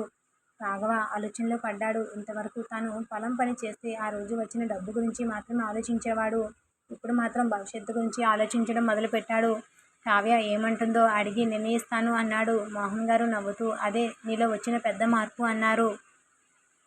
ఆ రాత్రి కావ్య, రాఘవ్ ఇద్దరు ఇంటి ముందు కూర్చున్నారు. రాఘవ మోహన్ గారు చెప్పిన విషయాన్ని చెప్పాడు. కావ్య శ్రద్ధగా విని, నాకు చాలా మంచి ఆలోచనగా అనిపిస్తుంది. మీరు ఒంటరిగా చేయాల్సిన పని కాదు. ఊర్లో ఇంకొంతమంది రైతులను కలుపుకుంటే బాగుంటుంది అంది. రాఘవ ఆశ్చర్యంగా ఆమె వైపు చూసి, నువ్వు సిటీ అమ్మాయివి కదా, వ్యవసాయం గురించి నీకు ఇంత బాగా ఎలా ఆలోచిస్తున్నావు అన్నాడు. కావ్య నవ్వుతూ, మీతో ఉంటే నేర్చుకోవాలి కదా అంది. ఆ తర్వాత ఇద్దరూ కలిసి ప్రణాళిక తయారు చేయడం మొదలుపెట్టారు. రాఘవ్ రైతులతో మాట్లాడాడు. కావ్య తనకు తెలిసిన మార్కెట్ వివరాలు తెలుసుకుంది. మెల్లగా రాఘవ్ వ్యవసాయం ఒక చిన్న వ్యాపారంలా మారడం మొదలైంది. అయితే ఈ మార్పు అందరూ ఇష్టపడలేదు. రాఘవ్ చిన్నాన్నకు మాత్రం అతను ఎదుగుతున్న తీరు నచ్చలేదు. ఒకప్పుడు తన మాట వినే రాఘవ ఇప్పుడు తన కాళ్ళ మీద నిలబడుతున్నాడు. పైగా ఊర్లో కూడా అతనికి మంచి పేరు వస్తుంది. చిన్నాన్న మనసులో మళ్ళీ అసూయ మొదలైంది. ఒకరోజు రాఘవ పొలానికి వెళ్తుండగా చిన్నాన్న ఎదురయ్యాడు. చాలా పెద్ద మనిషివైపోయావురా అని వ్యంగ్యంగా అన్నాడు. రాఘవ మాత్రం ప్రశాంతంగా, ఎవరిని మించి ఎదగాలని నాకు లేదు చిన్నాన్న, నా జీవితం నేను బాగు చేసుకోవాలని మాత్రమే ఉంది అన్నాడు. చిన్నాన్న, మీకు ఈ ఆలోచన ఎవరు నేర్పుతున్నారో నాకు తెలుసు అంటూ కావ్య వైపు చూపించాడు. రాఘవ ముఖం వెంటనే గంభీరంగా మారింది. కావ్య గురించి ఒక్క మాట కూడా తప్పుగా మాట్లాడకండి. నేను ఇప్పుడు ఇలా ఉన్నది ఆమె వల్లే, కానీ నిర్ణయాలు మాత్రం నేనే తీసుకుంటున్నాను అన్నాడు. చిన్నాన్న ఏమీ మాట్లాడకుండా అక్కడి నుండి వెళ్ళిపోయాడు. సాయంత్రం రాఘవ్ ఇంటికి వచ్చాక కావ్య అతని ముఖం చూసి ఏదో జరిగిందని అర్థం చేసుకుంది. చిన్నాన్న మళ్ళీ ఏదైనా అన్నారా అని అడిగింది. రాఘవ కాసేపు మౌనంగా ఉండి, అవును, కానీ నేను ఇప్పుడు ఆయన మాటలను కోపపడను. ఆయన మనసు ఆయనను మార్చలేను. నన్ను నేను మాత్రం మార్చుకోగలను అన్నాడు. కావ్య అతని పక్కన కూర్చొని, ఇదే మీరు నేర్చుకున్న గొప్ప విషయం అంది. రాఘవ ఆమె చేతిని పట్టుకుని, నువ్వు నాకు భారీగా మాత్రమే రాలేదు కావ్య, నా జీవితాన్ని మళ్ళీ మొదలు పెట్టడానికి కారణంగా వచ్చావు అన్నాడు. కావ్య ఏమీ మాట్లాడకుండా అతని భుజంపై తలవాల్చింది. ఆ రాత్రి వాళ్ళిద్దరూ తమ భవిష్యత్తు గురించి కొత్త కలలు కన్నారు. సిటీలో కావ్య ఉద్యోగం, ఊరిలో రాఘవ వ్యవసాయం. ఒకరోజు ఇద్దరూ కలిసి కొనుక్కోవాలనుకున్న చిన్న ఇల్లు అన్నీ వారి గురించి ముందున్నాయి. కానీ మరుసటి రోజు ఉదయం కావ్యకు ఆఫీస్ నుండి వచ్చిన ఫోన్ మాత్రం వారి జీవితంలో మరో సమస్యను తీసుకొచ్చింది. ఆమె పనిచేస్తున్న కంపెనీలో కొన్ని ముఖ్యమైన పత్రాల్లో జరిగిన తప్పుకు కావ్య పేరును కూడా చేర్చారని తెలిసింది. నిజం ఏమిటో తెలుసుకునే వరకు ఆమె ఉద్యోగం ప్రమాదంలో పడే పరిస్థితి అయితే వచ్చింది. కావ్యకు ఆఫీస్ నుండి వచ్చిన ఫోన్తో ఒక్కసారిగా భయం వేసింది. తాను చేయని తప్పుకు తన పేరు ఏం కాలేదు. వెంటనే ఆఫీస్కి వెళ్ళి తన మేనేజర్ను కలిసింది. కొన్ని రోజుల క్రితం కంపెనీకి సంబంధించిన ఒక ముఖ్యమైన ఫైల్లో తప్పు వివరాలు చేరాయని, ఆ ఫైల్లో చివరిగా చూసిన ఉద్యోగుల్లో కావ్య పేరు ఉందని మేనేజర్ చెప్పాడు. కావ్య ఎంత చెప్పినా తాను ఆ తప్పు చేయలేదని, తన దగ్గర ఉన్న రికార్డులు చూపిస్తానని చెప్పింది. మేనేజర్ మాత్రం నిజం బయటపడే వరకు మీరు సహకరించాలి అని మాత్రం అన్నాడు. కావ్యకు చాలా బాధగా అనిపించింది. తన ఉద్యోగాన్ని ఎంతో కష్టపడి సంపాదించింది. ఇప్పుడు చేయని తప్పుల వల్ల అది పోతుందేమో అని భయపడింది. ఆ రోజు సాయంత్రం రాఘవ్కు ఫోన్ చేయాలనుకుంది. కానీ అతను ఆందోళనగా పడతాడని ఆగిపోయింది. చివరికి రాత్రి అతనే ఫోన్ చేసి, ఈరోజు నీ గొంతు ఎందుకో సరిగ్గా లేదు, ఏమైంది అని అడిగాడు. కావ్య ఇక దాచలేకపోయింది. జరిగిందంతా చెప్పింది. రాఘవ్ కాసేపు మౌనంగా ఉండి, నువ్వు ఆ తప్పు చేయలేదని నీకు తెలుసు కదా అని అడిగాడు. తెలుసు అంది కావ్య. అయితే భయపడకు. నిజం నీ వైపు ఉంటే ఎవరి ముందు అయినా నిలబడగలవు. రేపు నేను సిటీకి వస్తాను అన్నాడు. కావ్య వెంటనే, మీరు రావాల్సిన అవసరం లేదు, నేను చూసుకుంటాను అంది. రాఘవ నవ్వుతూ, నీ సమస్యను నువ్వే ఎదుర్కోగలవని నాకు తెలుసు. కానీ నీకు తోడుగా నేను ఉండకూడదా అన్నాడు. మరుసటి రోజు రాఘవ సిటీకి వచ్చాడు. కావ్యను ఆఫీస్ బయట కలిశాడు. ఆమెను చూసి భయపడుతున్నావా అని అడిగాడు. కావ్య తల ఊపింది. రాఘవ, నువ్వు మొదటిసారి మా ఊరు వచ్చినప్పుడు కూడా ఇలాగే భయపడ్డావు. అప్పుడు కూడా నువ్వు ఆ పరిస్థితిని ఎదుర్కొన్నావు. ఇప్పుడు కూడా ఎదుర్కోగలవు అన్నాడు. ఆ మాటతో కావ్యకు ధైర్యం వచ్చింది. కావ్య తన దగ్గర ఉన్న అన్ని వివరాలను సేకరించింది. తాను ఆ ఫైలు చూసిన సమయం, తర్వాత దాన్ని చూసిన వ్యక్తి, కంప్యూటర్లో వచ్చిన మార్పు వివరాలు అన్నీ పరిశీలించగా అసలు విషయం బయటపడింది. ఫైల్లో మార్పు జరిగిన విషయం కావ్య ఆఫీసులో లేని సమయంలో రికార్డు ఉంది. అంతేకాదు, ఆమె కంప్యూటర్ నుండి కాకుండా మరో కంప్యూటర్ నుంచి ఆ మార్పు జరిగింది. కావ్య ఆ వివరాలను మేనేజర్ ముందు పెట్టింది. మేనేజర్ కూడా విషయం గమనించి విచారణ మొదలుపెట్టాడు. చివరికి కావ్యపై ఉన్న అనుమానం పూర్తిగా తొలగిపోయింది. ఆమెకు ఎలాంటి తప్పు చేయలేదని కంపెనీ నిర్ధారించింది. కావ్య ఊపిరి పీల్చుకుంది. ఆఫీస్ బయటకు వచ్చిన తర్వాత రాఘవ ఆమెను చూసి, ఇప్పుడు చెప్పు, భయం పోయిందా అని అడిగాడు. కావ్య నవ్వుతూ, పోయింది అంది. ఎందుకంటే నిజం బయటపడుతుందని నమ్మకం వచ్చింది అని చెప్పింది. కావ్య, రాఘవ్ నేను అదే చెప్పింది అన్నాడు. కావ్య అతని వైపు చూసి, మీరు ఇంత దూరం వచ్చారు, పొలం పని అని అడిగింది. రాఘవ నవ్వుతూ, పొలం అక్కడే ఉంటుంది, నువ్వు మాత్రం నాకు ఒక్కరే అన్నాడు. కావ్య ఒక్కసారిగా ఏమీ మాట్లాడలేకపోయింది. అతని మీద తనకున్న ప్రేమ మరింత బలపడింది. ఆ రోజు సాయంత్రం ఇద్దరు నగరంలోని కొద్దిసేపు తిరిగారు. కావ్యకు రాఘవ్తో ఇలా బయట తిరగడం కొత్తగా అనిపించింది. ఒక చిన్న హోటల్లో భోజనం చేసి బయటికి వచ్చారు. రాఘవ చుట్టూ చూస్తూ, నువ్వు ఇక్కడ ప్రతిరోజు ఇలా తిరుగుతావా అడిగాడు. కావ్య నవ్వుతూ, పని అయిపోయాక నేరుగా గదికే వెళ్తాను అంది. అయితే ఇక నుండి నేను వచ్చినప్పుడు మాత్రం బయటకు తీసుకెళ్తాను అన్నాడు. కావ్య నవ్వుతూ, మీకు సిటీ అంత నచ్చదనుకున్నాను అంది. రాఘవ్, నాకు సిటీ నచ్చినా నచ్చకపోయినా నువ్వు ఉన్న చోట నాకు నచ్చుతుంది అన్నాడు. ఆ రాత్రి ఇద్దరూ చాలాసేపు మాట్లాడుకున్నారు. కావ్య, నాకు ఒక విషయం అర్థమైంది. నేను మొదట నీతో పెళ్లి చేసుకున్నప్పుడు మన ఇద్దరి మధ్య ఏమీ లేదు. ఇప్పుడు మీరు లేకుండా నా భవిష్యత్తు ఊహించుకోలేకపోతున్నాను అంది. రాఘవ మౌనంగా చూస్తూ, నాకు అంతే. నిన్ను మొదటిసారి చూసినప్పుడు నా జీవితంలోకి ఇంతగా వస్తావని అనుకోలేదు అన్నాడు. మరుసటి రోజు కావ్య ఊరికి వెళ్లాల్సి వచ్చింది. కావ్య మాత్రం ఉద్యోగం కారణంగా సిటీలోనే ఉండాల్సి వచ్చింది. బస్సు దగ్గర ఇద్దరు నిలబడ్డారు. ఈసారి కావ్య ముఖంలో మొదటిలా భయం లేదు. కానీ రాఘవ వెళ్ళిపోతుంటే మాత్రం మనసులో ఖాళీగా అనిపించింది. బస్సు కదిలే వరకు రాఘవ్ ఆమెకు చిన్న కవర్ ఇచ్చాడు. ఇంటికి వెళ్ళాక తెరువు అన్నాడు. కావ్య ఆశ్చర్యంగా బ్యాగులో పెట్టుకుంది. బస్సు వెళ్ళిపోయిన తర్వాత గదికి చేరుకున్న కావ్య ఆ కవర్ తెరిచి చూసింది. అందులో సిటీలో ఒక చిన్న ఇంటి ఫోటోలు ఉన్నాయి. కింద రాఘవ్ చేతిలో ఒక మాట ఉంది, మన ఇల్లు కోసం మొదటి అడుగు. కావ్య కళ్ళలో ఆనందంతో కన్నీళ్లు వచ్చాయి. రాఘవ్ తన మాట నిలబెట్టుకున్నాడని ఆమెకు అర్థమైంది. వాళ్ళిద్దరూ కలలు కన్న ఆ చిన్న సొంత ఇల్లు కోసం రాఘవ అప్పటికే ప్రయత్నాలు మొదలుపెట్టాడు. రాఘవ్ పంపించిన ఇంటి ఫోటోలు చూసిన తర్వాత కావ్యకు చాలా సంతోషంగా అనిపించింది. మరుసటి రోజు ఉదయమే అతనికి ఫోన్ చేసింది. ఈ ఇల్లు ఎక్కడ చూశారు అని అడిగింది. రాఘవ నవ్వుతూ, నీ ఆఫీస్కు చాలా దూరం కాదు, చిన్నదే కానీ మన ఇద్దరికి సరిపోతుంది, ముందుగా అడ్వాన్స్ కూడా ఇచ్చేశాను అన్నాడు. కావ్య ఒక్కసారిగా ఆశ్చర్యపోయింది. నాకు చెప్పకుండా ఇంత పెద్ద నిర్ణయం తీసుకున్నారా అని అడిగింది. రాఘవ, నీకు సర్ప్రైజ్ ఇవ్వాలని అనుకున్నాను, నచ్చకపోతే చెప్పు, ఇంకొక ఇల్లు చూస్తాం అన్నాడు. కావ్య నవ్వుతూ, నాకు ఇల్లు ఎలా ఉన్నా పర్వాలేదు, మీరు నా కోసం ఆలోచించారు కదా, అదే చాలు అంది. వారాంతంలో రాఘవ్ కావ్యను తీసుకుని ఆ ఇంటికి వెళ్ళాడు. చిన్న 2 గదుల ఇల్లు, ముందు చిన్న వరండా, పక్కనే కొద్దిగా ఖాళీ స్థలం. కావ్య లోపలికి వెళ్ళి ఒక్కో గదిని చూసింది. గదిని చూపిస్తూ, ఇక్కడ మనం ఉండొచ్చు అంది. మరో గదిని చూసి, ఇది నా చదువుకునేది గది అంది. రాఘవ్ నవ్వుతూ, మరి నాకు అని అడిగాడు. కావ్య, మీకు పొలం ఉంది కదా, అదే మీ ఆఫీస్ అంది. ఇద్దరూ నవ్వుకున్నారు ఆ మాటకు. ఇంట్లో ఒక మూలన చిన్న వంటగది ఉంది. కావ్య అక్కడ నిలబడి, ఇక్కడ మనం కలిసి వంట చేసుకోవచ్చు అంది. రాఘవ్ వెంటనే, నేనా అన్నాడు. అవును, ఎప్పుడు నేనే చెయ్యాలా అని కావ్య అడిగింది. రాఘవ్ మొరటుగా ముఖం పెట్టి నాకు వంట రాదు అన్నాడు. కావ్య నవ్వుతూ నేర్పిస్తాను అంది. రాఘవ సరే కానీ మొదటి రోజు వంట మాత్రం నువ్వే చేయాలి అన్నాడు. ఇద్దరూ మళ్ళీ నవ్వుకున్నారు. ఇంటిని చూసుకుంటూ తిరుగుతున్నప్పుడు కావ్య ఒక్కసారిగా ఆగిపోయింది. రాఘవ్ ఈ ఇంటి డబ్బు ఎలా సమకూర్చారు అని అడిగింది. రాఘవ్ కాసేపు మౌనంగా ఉండి పంటలో వచ్చిన లాభంలో కొంత దాచుకున్నాను. మిగతాది కొంచెం అప్పు తీసుకున్నాను. కానీ మన మీద పెద్ద భారం పడేలా చేయలేదు అన్నాడు. కావ్యకు అతని మీద మరింత గౌరవం పెరిగింది. ఒకప్పుడు చేతికి వచ్చిన డబ్బంతా ఖర్చు చేసేవాడు. ఇప్పుడు భవిష్యత్తు కోసం దాచుకుని ఇల్లు కొనే స్థాయికి వచ్చాడు.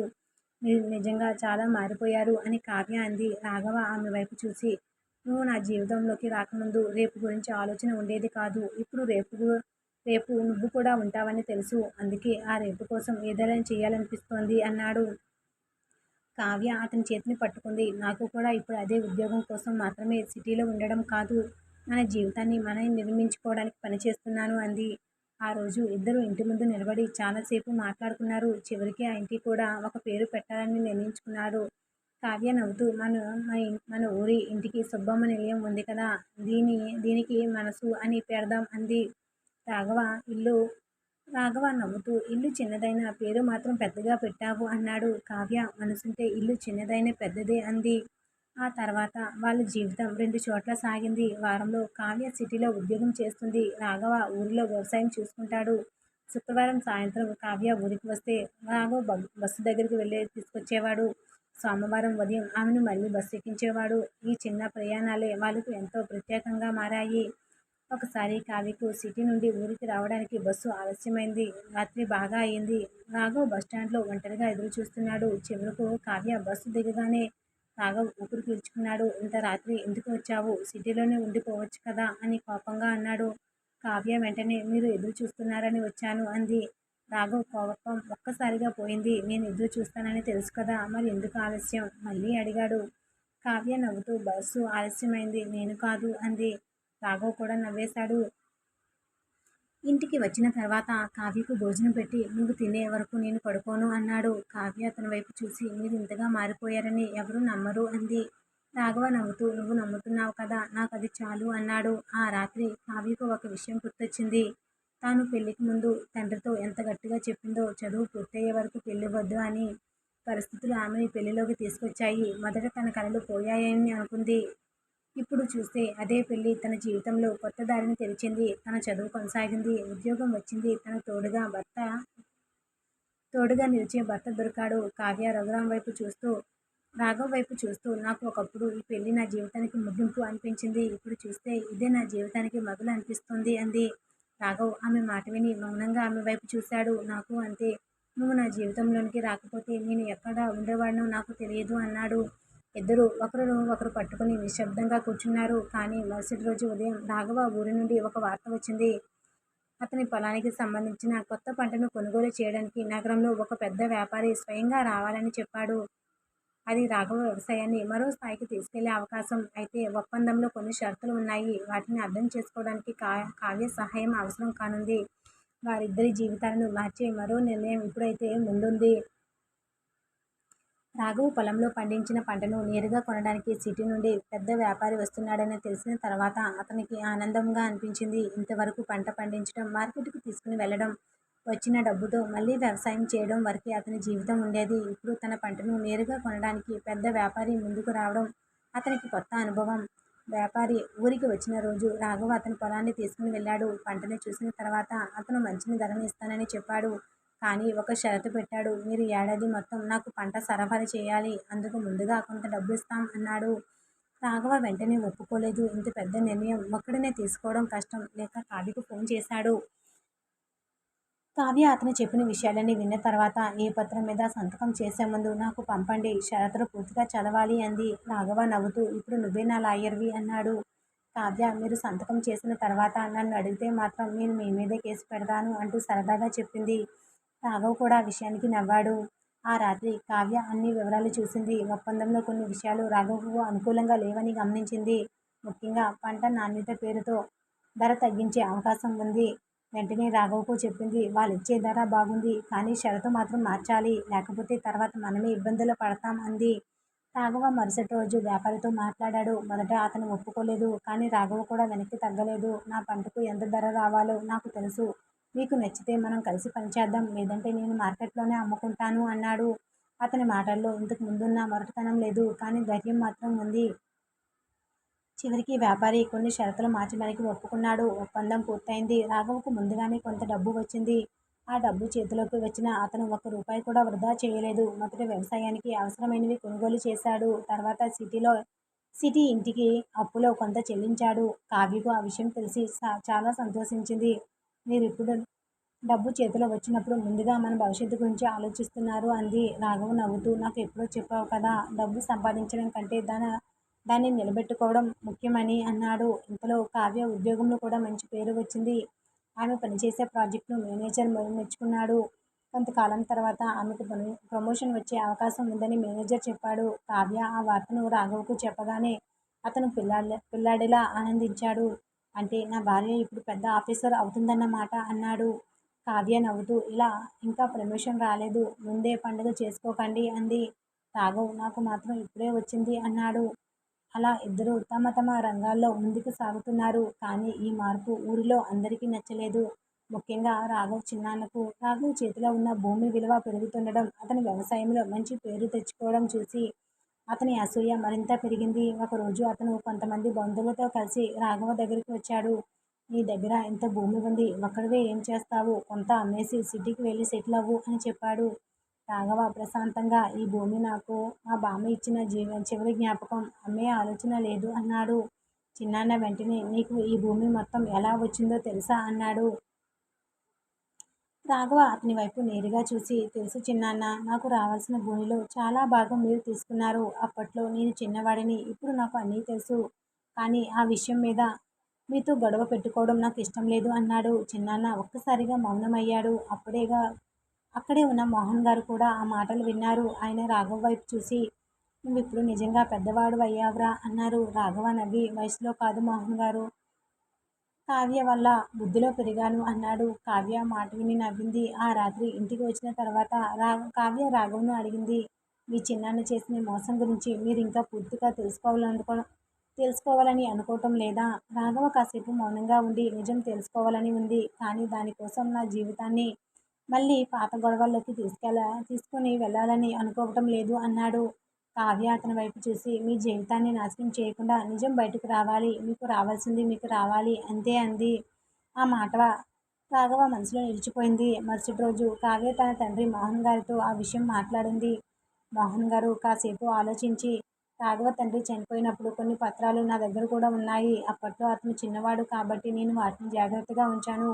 ఆ పత్రాలు చూస్తే అసలు విషయం ఏంటో తెలుస్తుంది అన్నారు. కావ్య ఆశ్చర్యపోయింది. రాఘవ్ కూడా ఆ విషయం తెలియదు.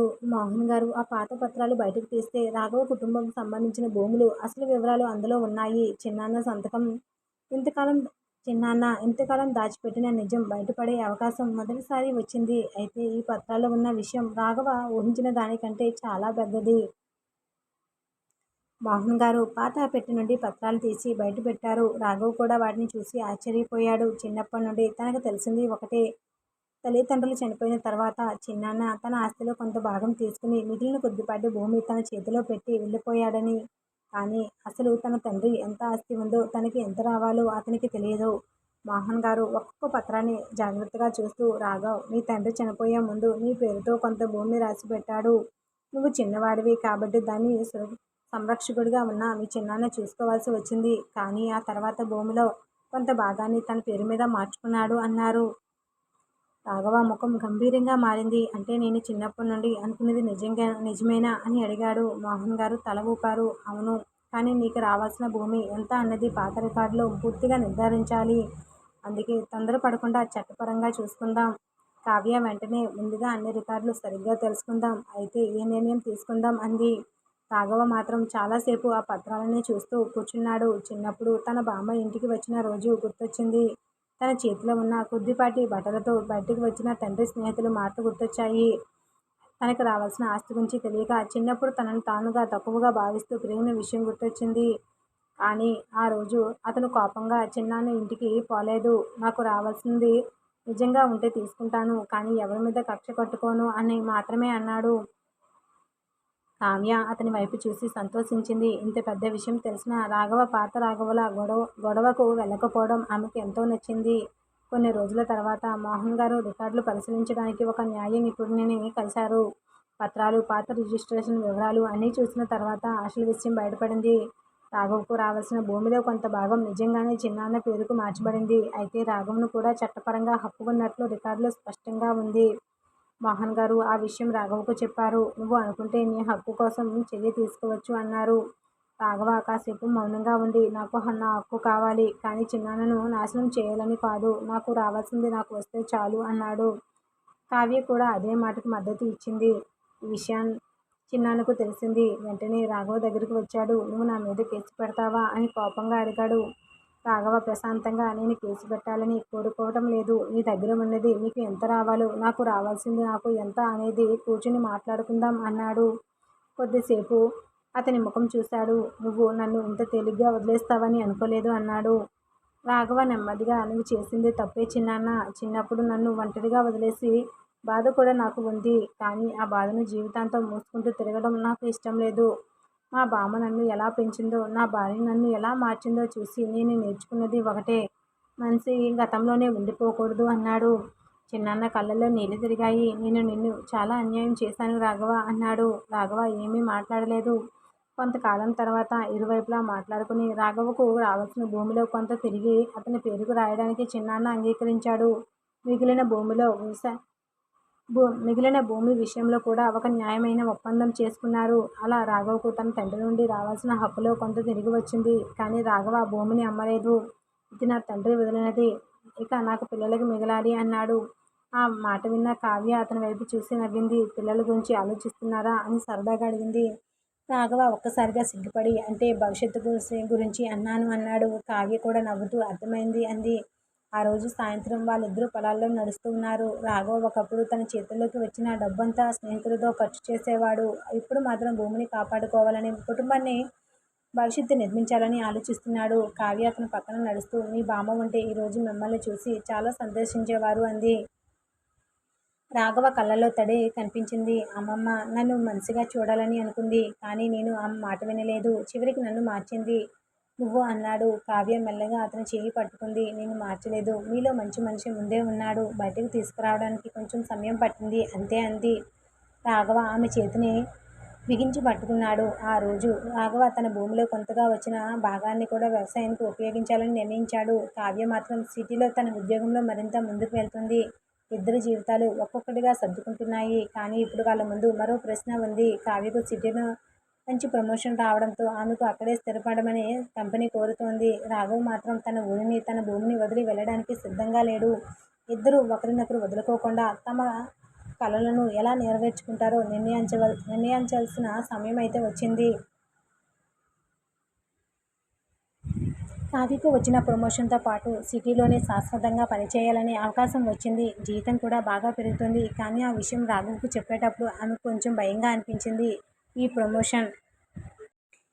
ప్రమోషన్ తీసుకుంటే నేను సిటీలోనే ఉండాలి. మీరు మాత్రం ఊరిని, పొలాన్ని వదిలి రావడం కష్టం. మనం ఏం చేయాలి అని అడిగింది. రాఘవ్ కాసేపు ఆలోచించి మనలో ఎవరో ఒకరు తమ కలలు వదులుకోవాల్సిన అవసరం లేదు. మనిద్దరి జీవితానికి సరిపోయే దారి మనమే వెతుక్కుందాం అంది. రాఘవ్ తన వ్యవసాయాన్ని నమ్మదగిన వ్యక్తికి కొంతకాలం అప్పగించి వారానికి కొన్ని రోజులు సిటీలో కావ్యతో ఉండాలని నిర్ణయించుకున్నాడు. మిగతా రోజుల్లో ఊరికి వెళ్ళి పొలం చూసుకుంటాడు. మొదట్లో ఇది కష్టంగా అనిపించినా ఇద్దరూ కలిసి ప్రయత్నించారు. కావ్య తన ఉద్యోగంలో ముందుకు వెళ్తుండగా రాఘవ వ్యవసాయాన్ని కూడా మరింత అభివృద్ధి చేశాడు. కొన్ని నెలల్లో రాఘవ్కు వ్యవసాయం నుంచి మంచి ఆదాయం రావడం మొదలైంది. అతనితో కలిసి పనిచేసే రైతుల సంఖ్య కూడా పెరిగింది. ఒకప్పుడు ఊరిలో ఖాళీగా తిరిగే రాఘవ్ ఇప్పుడు రైతులకు సలహాలు ఇచ్చే స్థాయికి వచ్చాడు. అతన్ని చూసిన పాత స్నేహితులు కూడా ఆశ్చర్యపోయారు. ఒకరోజు శేఖర్ వచ్చి రాఘవ నువ్వు ఇంత మారిపోతావని నేను ఊహించలేదు అన్నాడు. రాఘవ నవ్వుతూ నేను మారలేదురా, నా జీవితం ఏంటో నాకు అర్థమైంది అంతే అన్నాడు. ఇక సిటీలో కావ్య కూడా తన ఉద్యోగంలో మంచి పేరు తెచ్చుకుంది. ఒకరోజు ఆఫీస్ నుండి ఇంటికి వచ్చేసరికి రాఘవ అక్కడే ఉన్నాడు. ఆమె ఆశ్చర్యంగా మీరెప్పుడు వచ్చారు అడిగింది. రాఘవ్ నీకు సర్ప్రైజ్ ఇవ్వాలని ముందే వచ్చాను అన్నాడు. కావ్య అతని దగ్గరకు వచ్చి మీరు లేకపోతే ఈ సిటీ ఇల్లు కూడా ఖాళీగా అనిపిస్తుంది అంది. రాఘవ నవ్వుతూ మన ఊరు ఇల్లు కూడా నువ్వు లేకపోతే ఖాళీగానే ఉంటుంది అన్నాడు. ఇద్దరూ ఒకరినొకరు చూసుకుని నవ్వుకున్నారు. ఆ రాత్రి కావ్య తన మనసులో చాలా రోజులుగా ఉన్న కోరికను చెప్పింది. రాఘవ, నేను ఉద్యోగం చేస్తూనే ఉన్నత చదువు కూడా కొనసాగించాలని అనుకుంటున్నాను అంది. రాఘవ వెంటనే చెయ్యి, నీకు ఎప్పుడూ అడ్డుగా ఉండను అన్నాడు. కావ్య, మీ డిగ్రీ తర్వాత మీరు ఇంకా చదువుకుంటారా అని అడిగింది. రాఘవ నవ్వుతూ, నువ్వు చదువుకుంటుంటే నేనెందుకు ఆగాలి అన్నాడు. ఇద్దరూ ఒకరినొకరు ప్రోత్సహించుకుంటూ తమ చదువును కొనసాగించారు. కొంతకాలం తర్వాత వాళ్ళ సిటీ ఇల్లు పూర్తిగా సిద్ధమైంది. చిన్నదే అయినా ఎంతో అందంగా ఉంది. గుమ్మం దగ్గర కావ్య పెట్టిన చిన్న బోర్డు ఉంది, మనసు. దాన్ని చూసిన రాఘవ నవ్వుతూ, పేరు మాత్రం నువ్వు చెప్పినట్టే పెట్టావు అన్నాడు.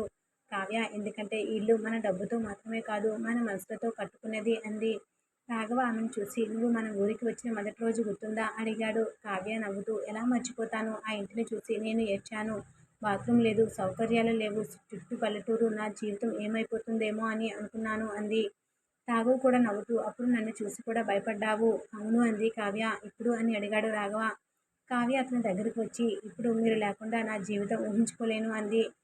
రాఘవ ఆమె చేయి పట్టుకున్నాడు. నేను కూడా నిన్ను మొదట భార్యగా అంగీకరించలేదు. కానీ నువ్వు నా జీవితాన్ని మార్చిన తర్వాత నువ్వు నా భార్యగా మాత్రమే కాదు, నా జీవితానికి కారణమయ్యావు అన్నాడు.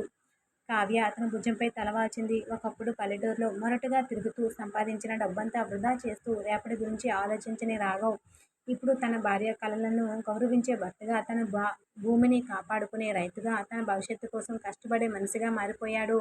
ఒకప్పుడు సిటీ జీవితమే తనకు కావాలనుకున్న కావ్య చివరికి పల్లెటూరి ఆ ఇంటిని కూడా తన ఇంటిగానే ప్రేమించింది. వాళ్ళ ప్రేమే పెద్ద పెద్ద మాటలతో మొదలు కాలేదు. ఒకరి జీవితాన్ని మరొకరు అర్థం చేసుకోవడంలో మొదలైంది. మూడు ముళ్ళతో మొదలైన ఆ బంధం చివరికి రెండు మనసులు కలిసి నడిచే జీవితంగా మారింది. ఇది ఈ కథ. మీకు ఈ కథపై అభిప్రాయాన్ని తెలియచేయండి. ఇలాంటి మరిన్ని ఇంట్రెస్టింగ్ కథల కోసం మన ఛానల్ని సబ్స్క్రైబ్ చేసుకోండి.